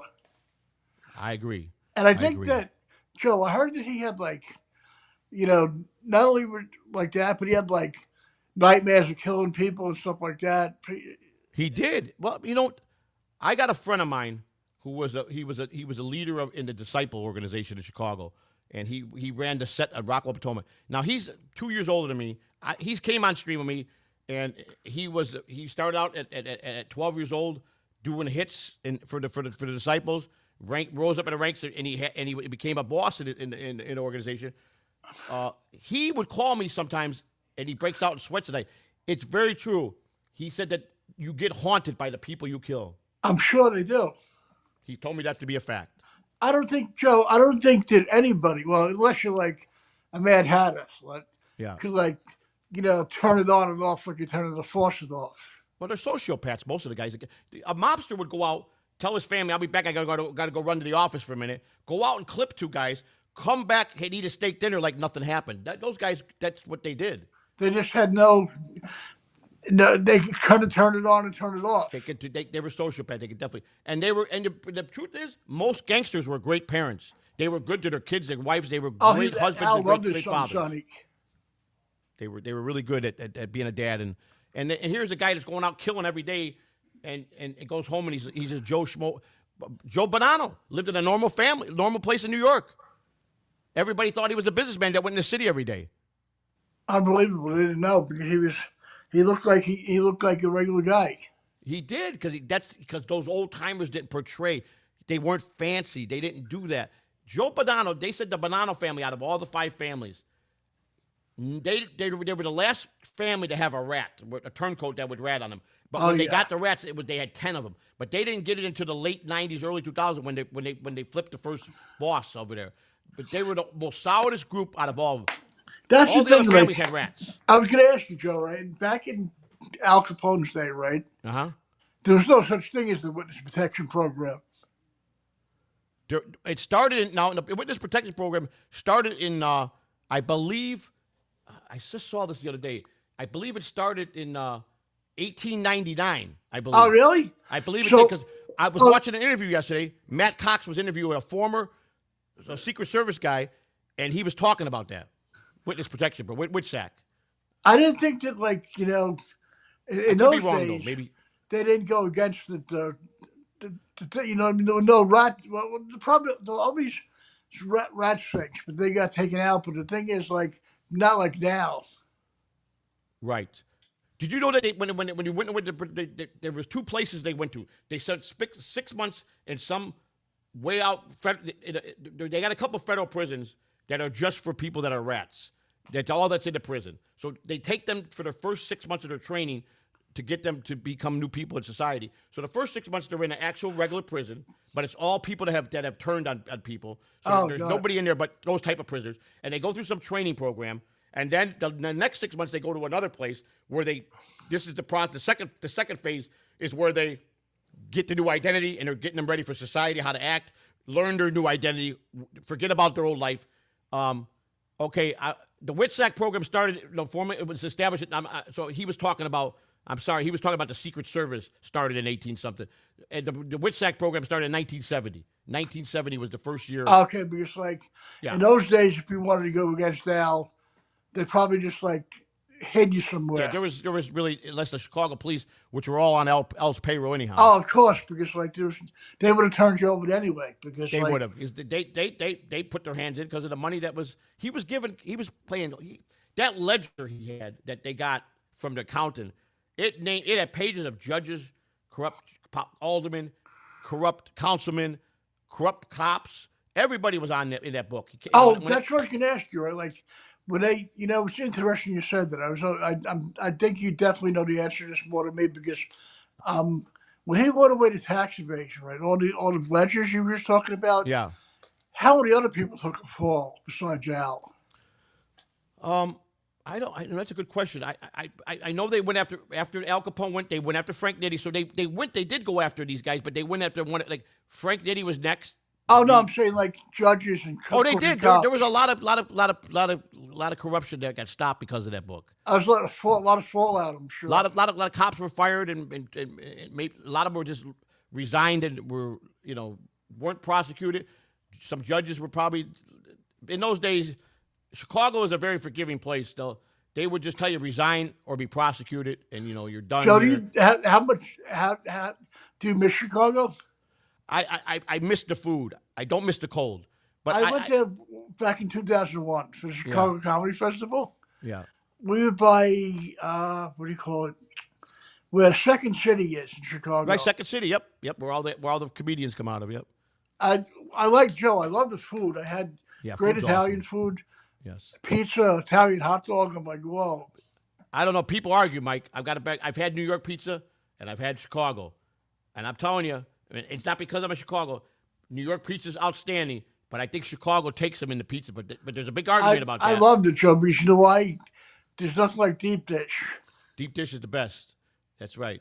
And they're also famous for the Chicago hot dogs and the Italian sausage. That hot dog snapped when I ate it. I was like, whoa. The hot dog, the Chicago hot dog it's got green relish, onion, it's got salt and pepper, tomatoes, and sports hot peppers on top with a pickle, with the pickle on there, and mustard or ketchup. No ketchup, mustard. That's what I was going to ask you. I forgot if you knew him. Did you ever listen to the Artie Lang show when I was on there? I have in the past. I liked Artie a lot, so I was a big Howard Stern guy. So I have watched some. It's been a while, but since you came over and we decided to do this after Kevin introduced it. I've been watching a lot of stuff of yours all week. So did you? I thought you might have known Dan's on there, Dan Filato. I didn't know. I don't remember seeing that episode. Well, he was on the show as a producer. Right. He was working radio for years. He was from Chicago. I thought you might have known him. Now you were basically your job with Artie, if I read this correctly, you were basically the announcer. You were to Artie what John was to Jay Leno. Is that true? That was your position there, right? Definitely, yeah. Yeah. Artie's a good guy. I never got to meet him. You said he was an awesome guy, huh? Yeah, I know Artie. Oh God, I met him back in 2003. I didn't know you started comedy in '92. Oh yeah. Now Mike. Like I had a vice in my life that I had I was an addict. You were an alcoholic up until '97. Yep, I stopped drinking. Well, here's how I started drinking. Right. Okay, the first time I ever had a beer. Right, I was like 14. One of my dad's friends had a house. Right. Like not a house, like a mobile home upstate New York. Right, and he took me there for vacation up there, right? And he had a mobile home, and he goes, "Have one of these." I never drank a beer in my life, Joe, right? Yeah. And I'm like, I didn't like it at first. Right? I was like, "Oh, this is nasty," right? So I had a couple of them, and we went up there. We shot it was crazy, Joe. We shot a rifle after drinking a little bit of the. You started letting loose, huh? Fun, but the thing is, it's crazy, and then. The second time I ever drank was on Halloween, 1975, at my friend's house. Halloween '75 is the day that Michael Franzese was made. That's crazy. I know. It's like I went to a friend's house, hung out. He gave me a quart of Budweiser, right? I think it was like 50 cents then. How crazy is that, right? Drank it a little bit, didn't like it. Okay, here's what happened later on. Then I developed a taste for it. Yes. And I had a friend of mine, God rest his soul, my friend Nick, that I met back in 1980. He was a year older than me or so. Yep. You were born in '61, Mike? Yeah. When I worked in a gas station, my friend Nick had just got out of the military. He was a Marine. Mike, you were a Marine too. Now, people don't know that about you. I never graduated, so I can't But you call went in the myself Marines in 1980, didn't you? Yeah, I never graduated. I know that, but you did sign up to be a Marine. Yes. But my friend Nick was an actual Marine. He was there for a couple of years, right? And he was the best because he taught me how to drink. The Marines definitely know how to drink, right? Yeah. He introduced me to Jack Daniels. Right? No, but Nick was a great friend. Yeah. Joe, he was my bodyguard and bulldog. I love it. I love it. My So, Luke the Brasi- memories you probably have of that is what keep him close to Oh, you. he's my. Because anybody bothered me, Joe. He was not a big guy. He was like maybe. All guys are the guy. Yep. He was like loyal. He was a loyal your friend. size, like tall, maybe Yeah. that average. Yeah. But like you, Joe, lean and wiry. Yeah, that's it. You know what I mean? We And had a he's lot to prove. We maniac had a lot to being prove. a Marine, right? And we started. Oh, and then, Joe, I got so. I got to tell you about my cousin's wedding. How shit faced I got. I'm sure everybody's enjoying all these stories, Mike. Because I know people are raving about the person that gave the super chat to Kevin to put us together. It was brilliant. He said, "You got to put Mike and Joe together. I bet you it's going to be gold. They're going to click."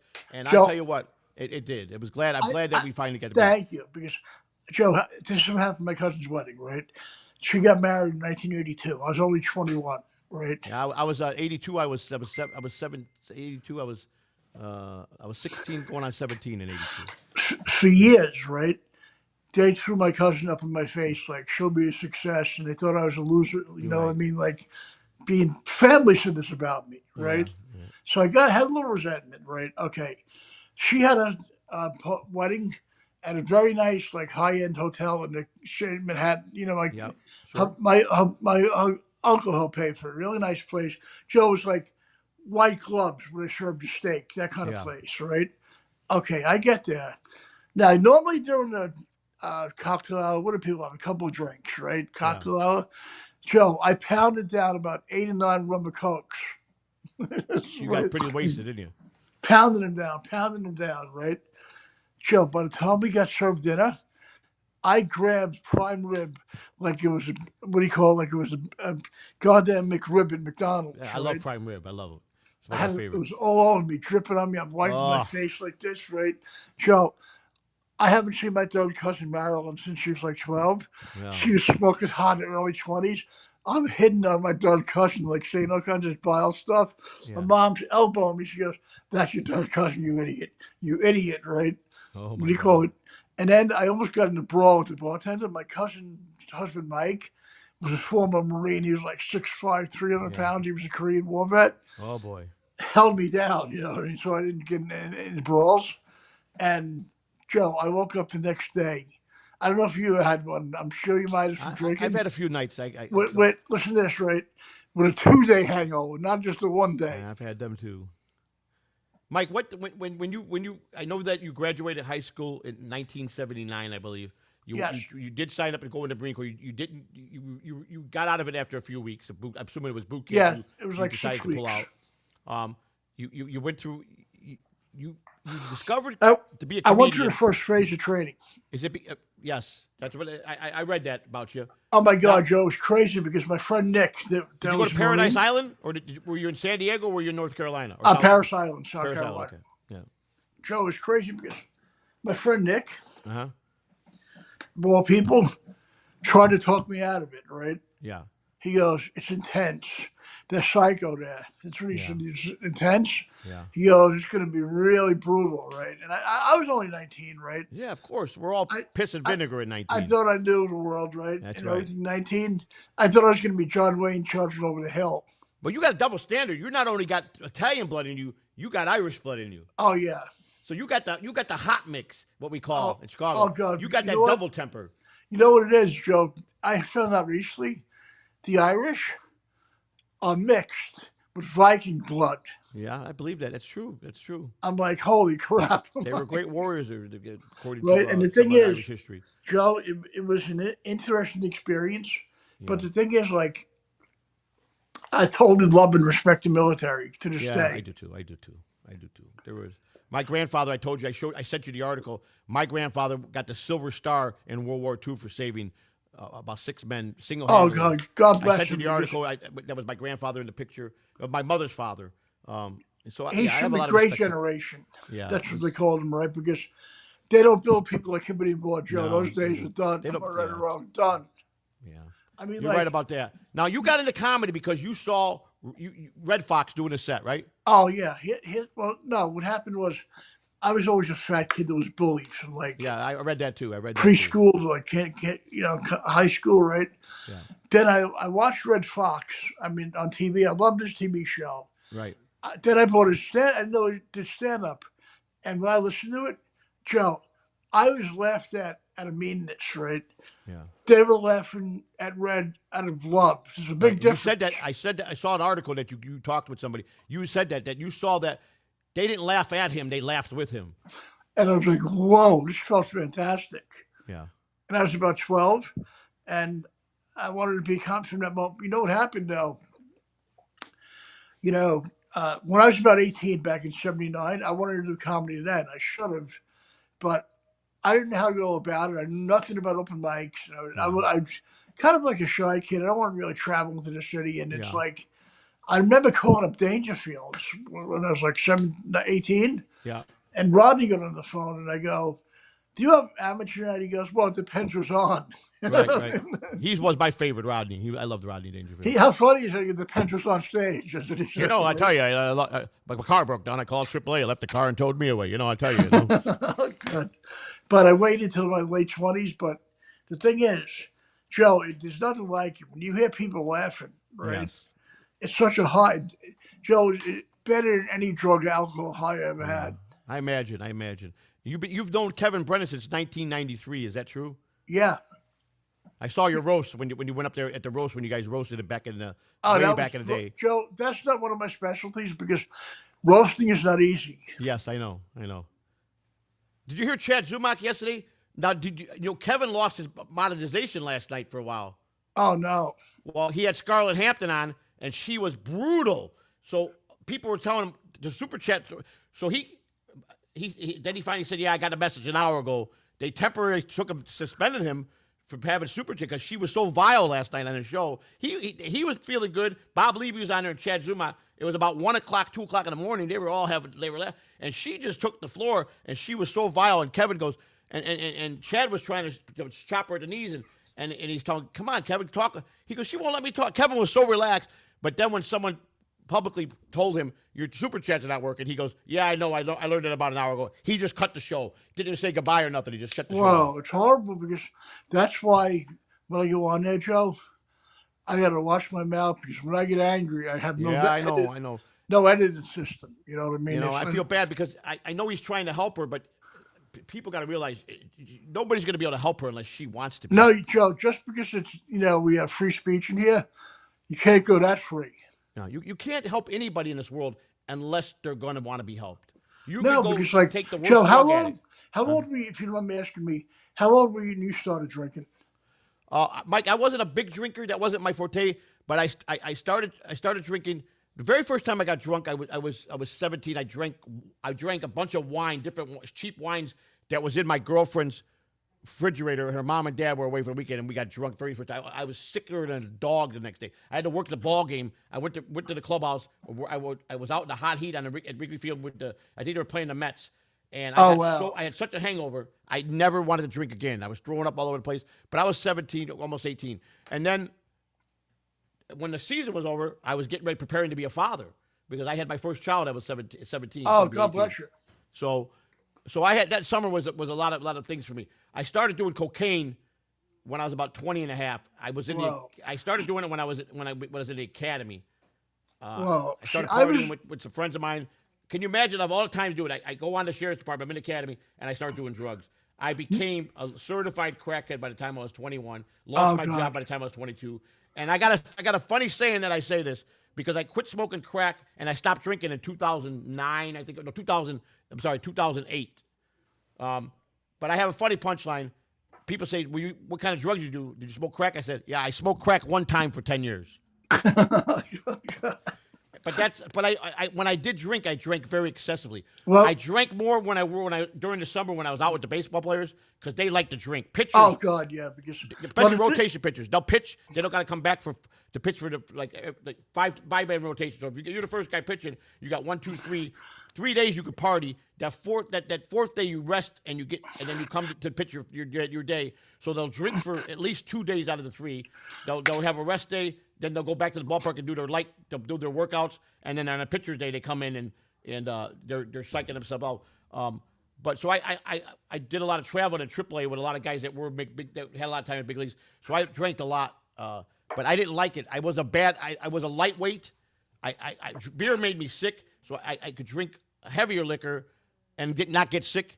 But I did have a lot of hangovers. I didn't like always being throwing up the next day. Oh no, it's horrible because I would drink because I got so wigged out on cocaine that when I drank the whiskey out of the bottle or I drank gin, it brought me back to a level that I could be coherent. well, Because one thing about what me with drugs is the only drugs I ever really did was smoke pot and hash. I never right? did spot. I went to the hard stuff.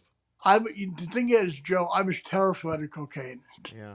and I wish I other was. stuff like that because you know why? Because like growing up in the '60s, Yeah. they always talked It's all about pot. drugs. Love, peace, love, and pot. It scared me when I seen because. But the sick thing is, right?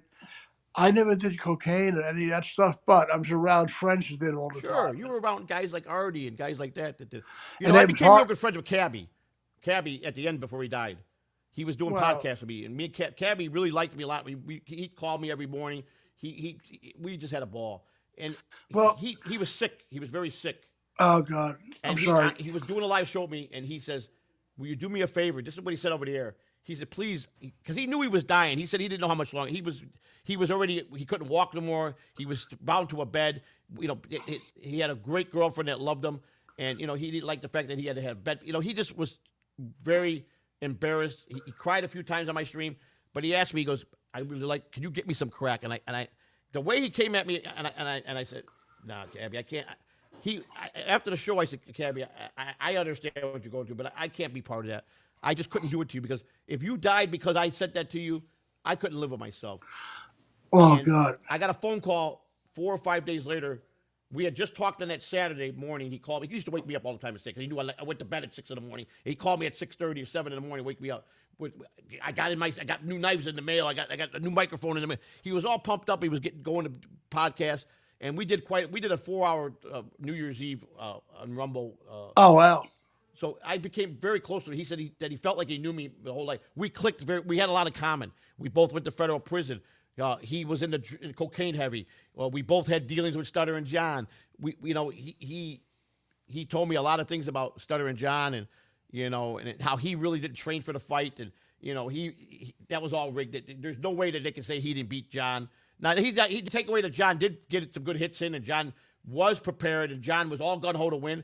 But if you watch the fight, you got to believe that Howard might have had the fix in. I wasn't there, so I don't know. But Cabby seemed to think that he won, but he went to prison because he was bragging on the radio that he didn't pay taxes on the $100,000. Oh God, that's so crazy. And the IRS came in and arrested him. He did a year and a day in federal prison.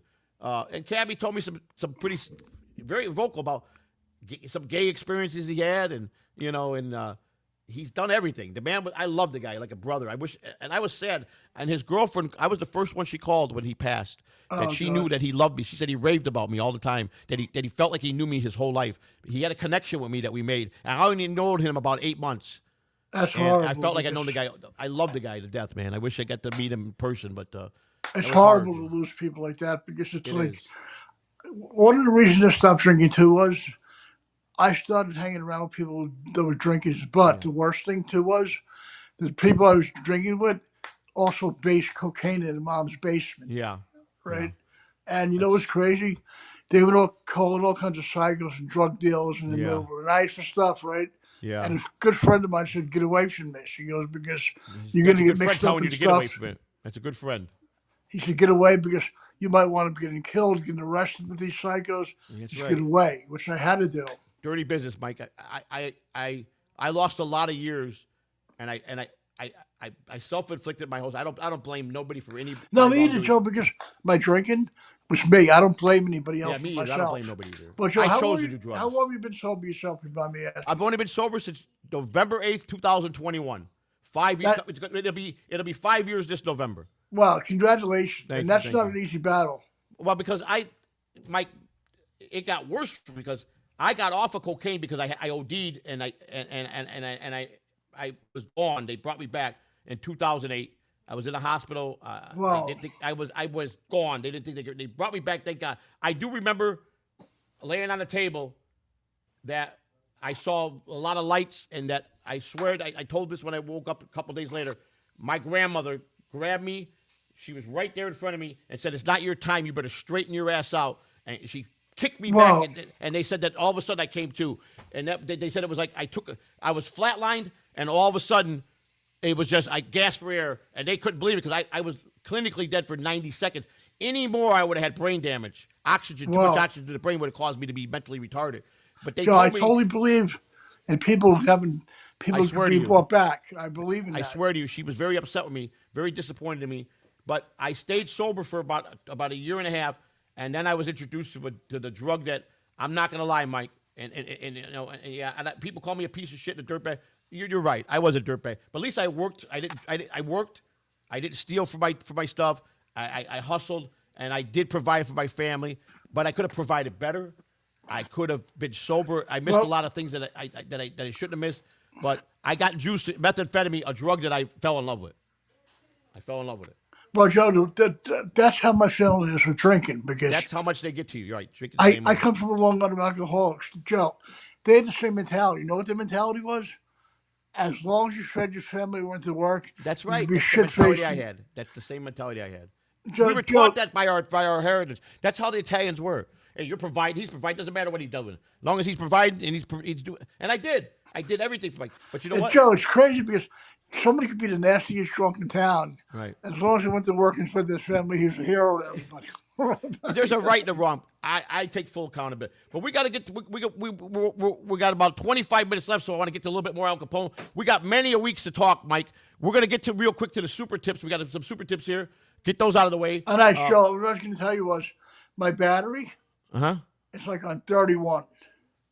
It's on 31. Okay, so yeah, we're going to wrap this up. We're going to touch a couple things. I'm going to go through the super tips and super chats. We're going to maybe look at some of the chats. We'll talk a little bit more about Al Capone. I think we covered a lot of Al Capone without having to look at articles and videos. I didn't want to. It's our first show, so we were prepared. I first time since I've been podcasting. I promise you, I spent every day since you and I decided to do this.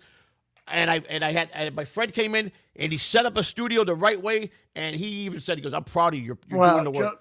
Joe, can I just say two more things about Al quick? Yes, right? absolutely. These are two more good things he did.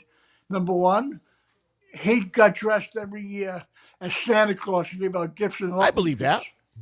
And another thing he did was, thanks to him today, he's the reason we have expiration date on milk, because one of his nieces got really sick on milk. Yeah. Oh, yes. And after that, yes. he bought a factory, A milk factory, a milk plant. milk factory, Right. and made sure there was expiration dates on milk That's right. everywhere. That's right. That's a fact. And we'll do Al again another day. There's so much of things that he did. He had a milk factory. He made sure, because of what happened to his niece, that from that point on there was an expert. He did a lot of good stuff. And I'm not saying that he was a GQ perfect citizen. Yes, he was a gangster. But I tell you what, believe this or not, in the last 150 years of society in America, out of all the bad gangsters and all the gangbangers and all the cartels, no one had more class than the Italian Mafia. Nobody. I know. Nobody. They didn't hurt innocent people. They didn't let anybody hurt children. You know, these cartels are brutal. So, and we're not going to cover just gang. Mike and I, we want to do some of the crooked police officers from Chicago, New York. God, yeah. We're going to do some shows on them. We're going to do shows on some of the we're doing Honor and Blood. The reason we thought, first of all, if we were to put blood and honor, we didn't want people to be, get misconstrued, and the real gangsters that I have, ex-gangsters that have podcasts, come after us and say, you weren't part of the mafia. Why do you got blood and honor? So we were just showing that they were honored, and they did have blood. Of course, because first of all, everybody, like Joey said, we want to point it out. We're not in the mob. We never were wise guys, associates. We just grew up around people like this. That's right. That's right. I could have, like I said, Mike could have easily been recruited in. I could have been. I made that choice that it wouldn't have been. For one, I opened my mouth too much, and I probably would have been dead right away. I didn't know how to. I had a quick tongue to sass back to people or stuff like that, to anger. I wouldn't have lasted. I made it because I had a bad temper when I was young. Yeah. I would have been a loose cannon, and they would have put me in the me ground very early. I would have been killed right away because my judgment. I never used to think I should get very angry and jump into the wrong decision, and that wouldn't have flew with those guys. Me they too, took Joe. me out and killed me. We'd have been. They were taught. I would have been a loose cannon until they put a bullet in my skull. I would have died. I would have been dead in the first 5 years. I would have been if I'd have been a made guy. There's no way. Me too. I know this. So, but we're gonna play some. We got a couple of super tips Oh, right nice. here. Let me take this off the screen for a minute. No, that's not how I do it. It's background. Oh yeah, right here. We go. Here we go. There we go. All right, so we're gonna play these super tips. I got that on. All right, so I go here. It should play. So let me play this next one. This one is from it's from Anonymous, and it's a nice one. Let's play it. Mike's mother's so filthy. How filthy is she? She's so filthy that she has chlamydia, which is a common bacterial sexually transmitted infection frequently found in prostitutes. Girl, same. That was from Anonymous, Mike. I don't know who sent that, but they spent $17 to rip on your mother. You want to go ahead and be the Mike Machete? I told you got carte blanche here, Well, buddy. you know what? For $17, I could bang your mother for 9 months. Mike's handling this. I don't like this stuff like this, Mike. I don't like it, but one thing I tell them, you want to insult us? You want to insult their mothers? You want to come at me? They gotta pay. I mean, that's I'll only do fair. that, Joe. For $70, I could bang your mom for 9 months. Yeah, exactly. I like that, Mike. Mike's handling it like a trooper. I don't like it. We got another one here. Joey, Eric which Schumann. kind of magic did you use to get Mrs. Rosie O'Donnell to come on your show this evening? I don't think my majestical powers could make this possible. Comic said, this show is full of falsehoods from two broken down hobos scamming mob now. Well, that was from the great Eric Schumann. And Karmic is a guy that's been coming after me. He's nothing but a liar. And I heard about it. I don't know. These are the names I heard, right, Joe? yeah, he's with Felicia Gillespie. You know the comedian Felicia Gillespie? Oh, yeah. I heard Carmack. I heard Carmack, yeah, her Tukey. card. I heard of Damask. All these fucking. Yeah. I don't know none of them. You know, Mike, Joey C. Joey C. He's a pile of shit on the road there. Joey C. is like the shit that comes out of my ass, Mike. Oh, God. You know, I'm in love with Felicia Gillespie there, and Mike. Oh, okay. That's that guy. He's the tard that he won't come out of the closet. He won't admit that he's gay, which is okay to be gay. I don't care. That's his business. But at least don't hide it. He lies to his fans about everything. He's attacked me brutally, and he's mad at me because I found out because he's the dummy that left his real name in public chats on a public page, his Facebook, with all his family open to everybody to view his family, his mother and father. I didn't go privately and put anything. I put everything that was public knowledge that this idiot left open. Oh, God. So I don't know. That was our super tips. How do you like the super tips with the voices and stuff like that? It's fun. I like it. Patrick Melton and Moody are the guys that designed this. The That's comedian awesome. Patrick Yeah. Melton. This is his baby with his partner Moody. I had a lot of fun tonight. Yeah, I had a lot of fun too, Mike. Let's get to the super. We got some super, and then I like to answer some of the chats, Mike, and get with the chat. I know Kevin he doesn't look none of the free chat, but I'm not worried. I'm not as status as Kevin Brennan, so Okay. I do like to read some of the fans. There are probably going to be a lot of nasty ones. Maybe you, Mike. Not that I'm not glad that they might do it. Maybe the next couple of days you might take a lot more shit than me because I get the shit every day. So maybe I'll get a break and they're going to just bounce on you for a couple of days. I don't know. But they can come at me, Joe. I don't care. But you got the punchline. I just yell and scream at them. Let me see what we got here. If we got anything else here. Okay, we got a few of them. So this is from Brent Monkhouse. Brent Monkhouse, Australian $2. Thank you, buddy. What about mob boss Rocco Burrow? Dangerous. Rocco is Tukey the puppet. Oh, okay. I had no idea. Yeah, that's a joke he's making. Yeah, got to watch out for Rocco. Rocco is he's a dangerous woman. He is, Rocco. That puppet will turn on you. That puppet is vicious. Now, the puppet I don't trust. Rocco's is a genuine guy. Puppet will cut your throat. You better believe it. Tukey's he was conceived from Ray DeVito jerking off into a handkerchief. The come of Ray DeVito is how Tukey was born. Did you know that? Wow, that's crazy. Yeah. Now here's this one. This is from Crooklyn Comedy. This is another comic guy. $4.99. Thank you. If you know from what you read, Bugsy Siegel was a alleged spy for what country? That's a good thing. I should have wrote it down because I'm one of them guys when I read. But I'm not sure myself. It was a matter of fact. I wish I had time to find it. I will do it on one of my shows that I do later on in the week. I'll find that and I'll play it for you. There was an article. This is all speculation because for 50 years they kept it sealed. Most of the stuff that he has in the redacted. So many things they keep sealed for years. And I can't remember the name of the country that they were saying that he was. It was just last night. I was preparing and I thought maybe it was in. Here, I think I know where it's at. Hang on, let me see if I can find it. And this is where I'll tell you where they say it. Just give me a minute. Joe, Yeah. I'm gonna 26% battery. It goes down to 20 the battery. Well, I'm you not got sure. at least 20 minutes. We're gonna be done in about less than 15 minutes, Mike. Okay, you know what it is? You got enough battery. Oh, Joe, what was I going to say? Because when I put this on, my battery is at 100.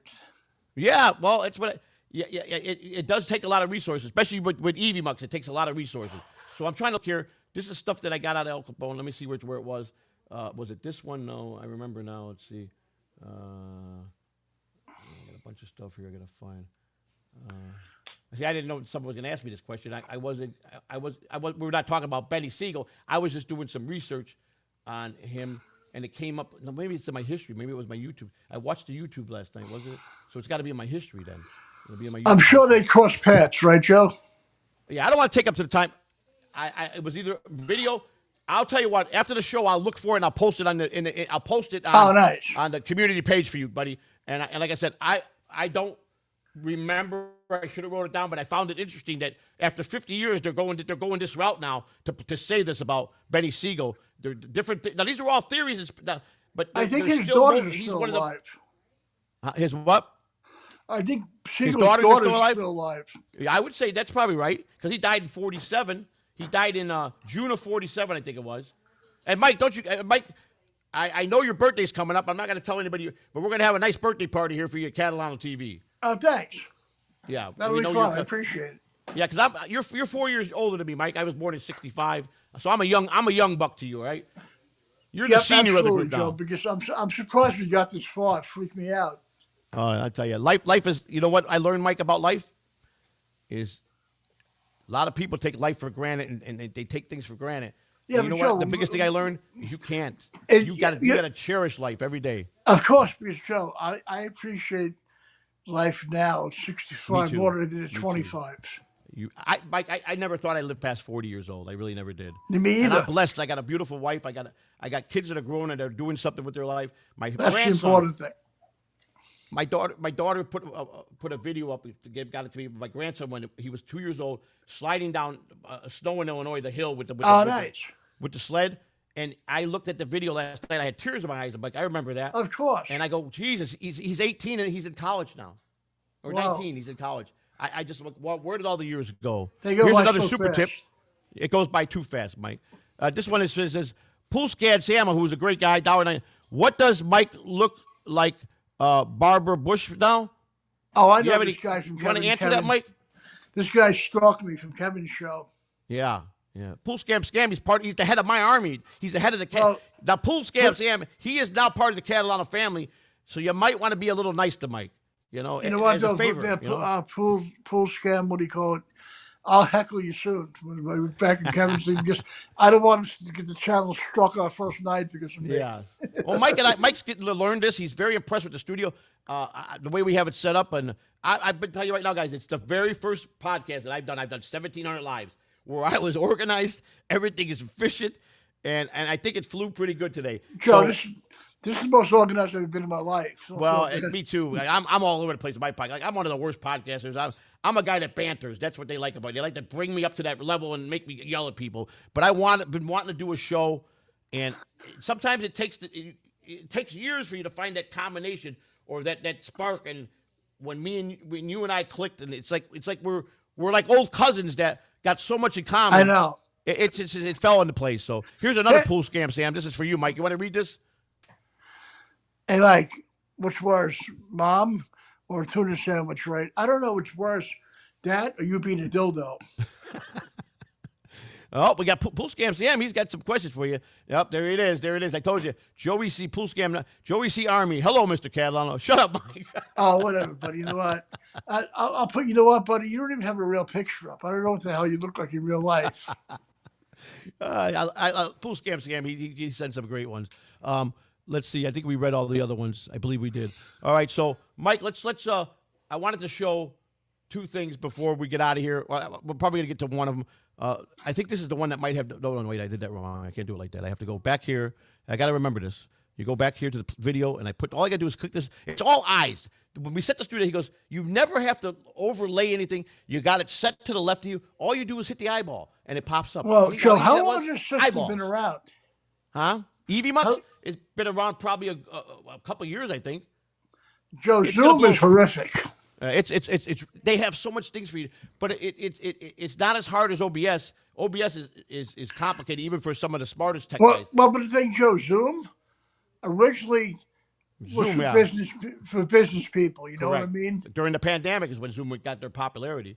You know, Joe, I wish I would have bought stock in Zoom during the pandemic. yeah. I wish I had bought stock in Google when I had a chance 40 years ago. Oh well.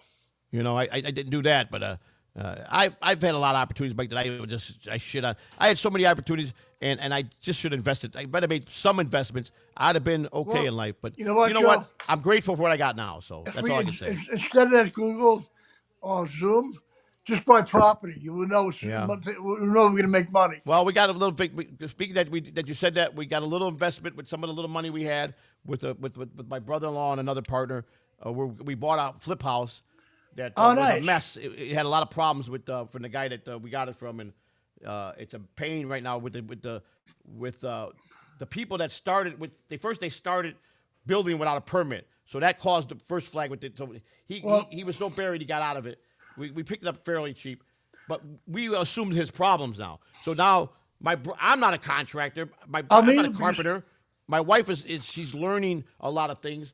But my brother-in-law, he does. There was so many things that have to get refixed to be passed, and there's deadlines that with permits. But Joe, at the same token, you could make a killing flipping houses if you know what you're doing. Well, I am.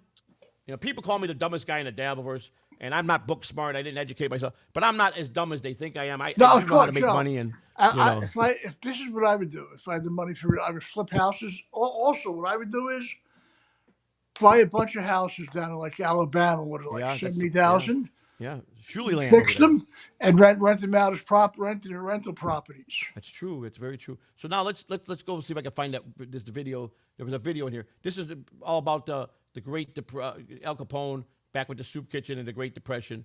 4 years after gangster Al Capone took over Chicago leading crime syndicate, he raked in over $40 million, around $550 million today. Remember what you said earlier, Mike? This article says 40. The one I read last night said 60 million a year. So there's different speculations. Did he make 40, 50? But bottom line, 40 million back then is worth 550 million today. Well, he's a billionaire then, but at the end of the day. Yeah, you know what I'm saying? I just was at the store before we came live. I went to Walmart. We had to go pick up some groceries, and I saw the newspaper. Rays Stadium is now at $2.3 billion to build. Baseball stadium, $2.3 billion. And taxpayers, they're asking the taxpayers and the city to pay for it. Whoa. That's a lot of money for a stadium. All right, it's so this crazy, is basically, but the thing, Joe, the thing about baseball stadiums is how the prices fluctuate, which state. But the Rays, the Yankees, I can see, but not the Rays. No, because Joe, it depends. Whatever stadium you go to, in different parts of the country, they gouge you in like New York and LA. It's terrible. One beer is $25. Unbelievable. It's the food, but the Rays, if they are losing, they don't draw nobody. They get an empty stadium. They have to win. They're putting $23 billion or $2.3 billion into a stadium that. They're not the Yankees. They're not a history like the Dodgers. This is insane. I know. Insane for an expansion team. That's all I can say. So today's value, he'd be worth $550. Came from illegal selling booze during Prohibition. Bottles were distributors to more than 10,000 speakeasies and brothels in a vast bootlegging network across the Midwest. He supplied all the Midwest area. Capone's alcohol distribution was unlawful, but to many Americans, the man's work was heroic. He claimed he was just a businessman, giving the people what they wanted. And what the people wanted more than anything in 1920 was liquor, and he provided that. And that's why the people loved him. But Capone's role as an Italian-American Robin Hood didn't stop there. As he orchestrated criminal activities behind the scenes, Capone launched a program to provide milk. Here's what Michael was just talking about, to Chicago schools, children, and donated huge sums to local charity. It was the stock market crashed in October 2020.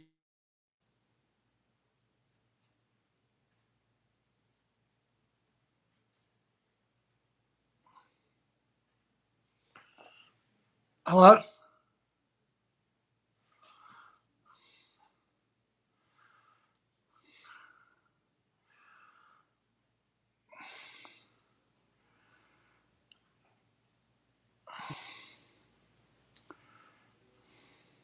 in Chicago's South Loop neighborhood in mid-November of 1930. Hundreds of thousands of Chicagoans were out of work. By the following year, 624,000 people, or 50% of the Chicago workforce, were out of jobs. 50% of the Chicago population were out of jobs after they put prohibition. Capone's charity had no name, just a sign over the door that advertised free soup, coffee, and donuts for the unemployed.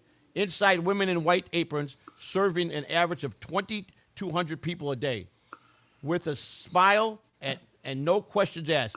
Breakfast was hot coffee and a sweet roll. Both lunch and dinner consist of, he did breakfast, lunch, and dinner, soup and bread. Every 24 hours, dinner devoured 350 loaves of bread, 100 dozen rolls. They washed down their meals with 30 pounds of coffee sweetened with 50 pounds of sugar. The whole operation cost them $300 a day to feed that many people a day. Now that is something. What do you think it would cost today, Mike, to do a soup kitchen like that? Maybe $10,000 a day? How much? Mike, you there? I think I lost him. Mike, you with me? I think we lost Mike. Mike, can you hear me, Mike? Can you hear me? We can't hear you, Mike. I think you lost your sound. I'm gonna get through this because he's running out of his battery. All right, so that's basically Al Capone. He ran soup kitchens. He paid people, strangers, rents. He paid medical bills for children. Mike's calling me. Mike, Hey. what happened? You lost your sound? Yeah, you know what happened? We just froze because I'm starting to lose battery anyway now. It just said battery low. Yeah, we're getting ready to wrap it up. I'm going to wrap it up now. Can you hear me? Yeah. All right, I'm going to wrap it up now, Mike. And then if they can't hear you, you just tell them I'll just wave to them and tell them thank you, and then we'll be back in 2 weeks. Okay. All right, Mike. Thank you, Joe. All right. Thank you. All right, Mike. So like I said, we hope you you like the show tonight. We appreciate everything you did for coming here and supporting us. We have one more. I got to play one more. We got one more. I do have one more super tip. I got to play. So hang on. It just came in. I think it's showing here. It might. Oh yeah, there it is. Unplayed. Where's it at? I don't see it. It's not here. Okay, I don't see it. Oh yeah, here it is now. Okay, played. No, I guess it's not there. No, it's not there. Okay, my mistake. It came on, but there's nothing there. Okay, so we don't. Anyhow, I want to thank. Oh, and I did this again. I did what I wasn't supposed to do. So I got to put back this on. There we go. All right, so we're gonna put that back on. There we go. No, what did I do wrong? Oh, I have to go here. Oh, that's what I did wrong. Okay. All right, so now I'm going to put us back to where we're here. How do I do that again? I forgot how to do that. Anyhow, Mike's waving at you guys. Mike lost sound. On behalf of myself, I'm Joey C., and that's Mikey B. We hope you enjoyed tonight. We'll be back on every Sunday, except next week is Super Bowl. I want to thank everybody for your support. I think we got a good setup here. We will be knowledgeable while we talk. I think we flowed good tonight. We hope you enjoyed it. It's a whole different thing. I know it's not the Dabbleverse stuff, but Mike's waving to you guys. Mike, thank you, Mike. Call me tomorrow, Mike.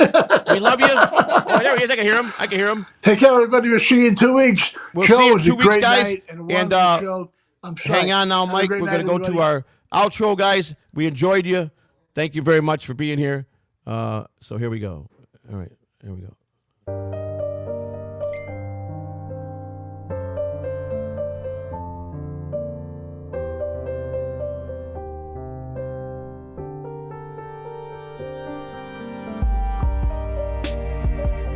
Thank you. All right, that's it.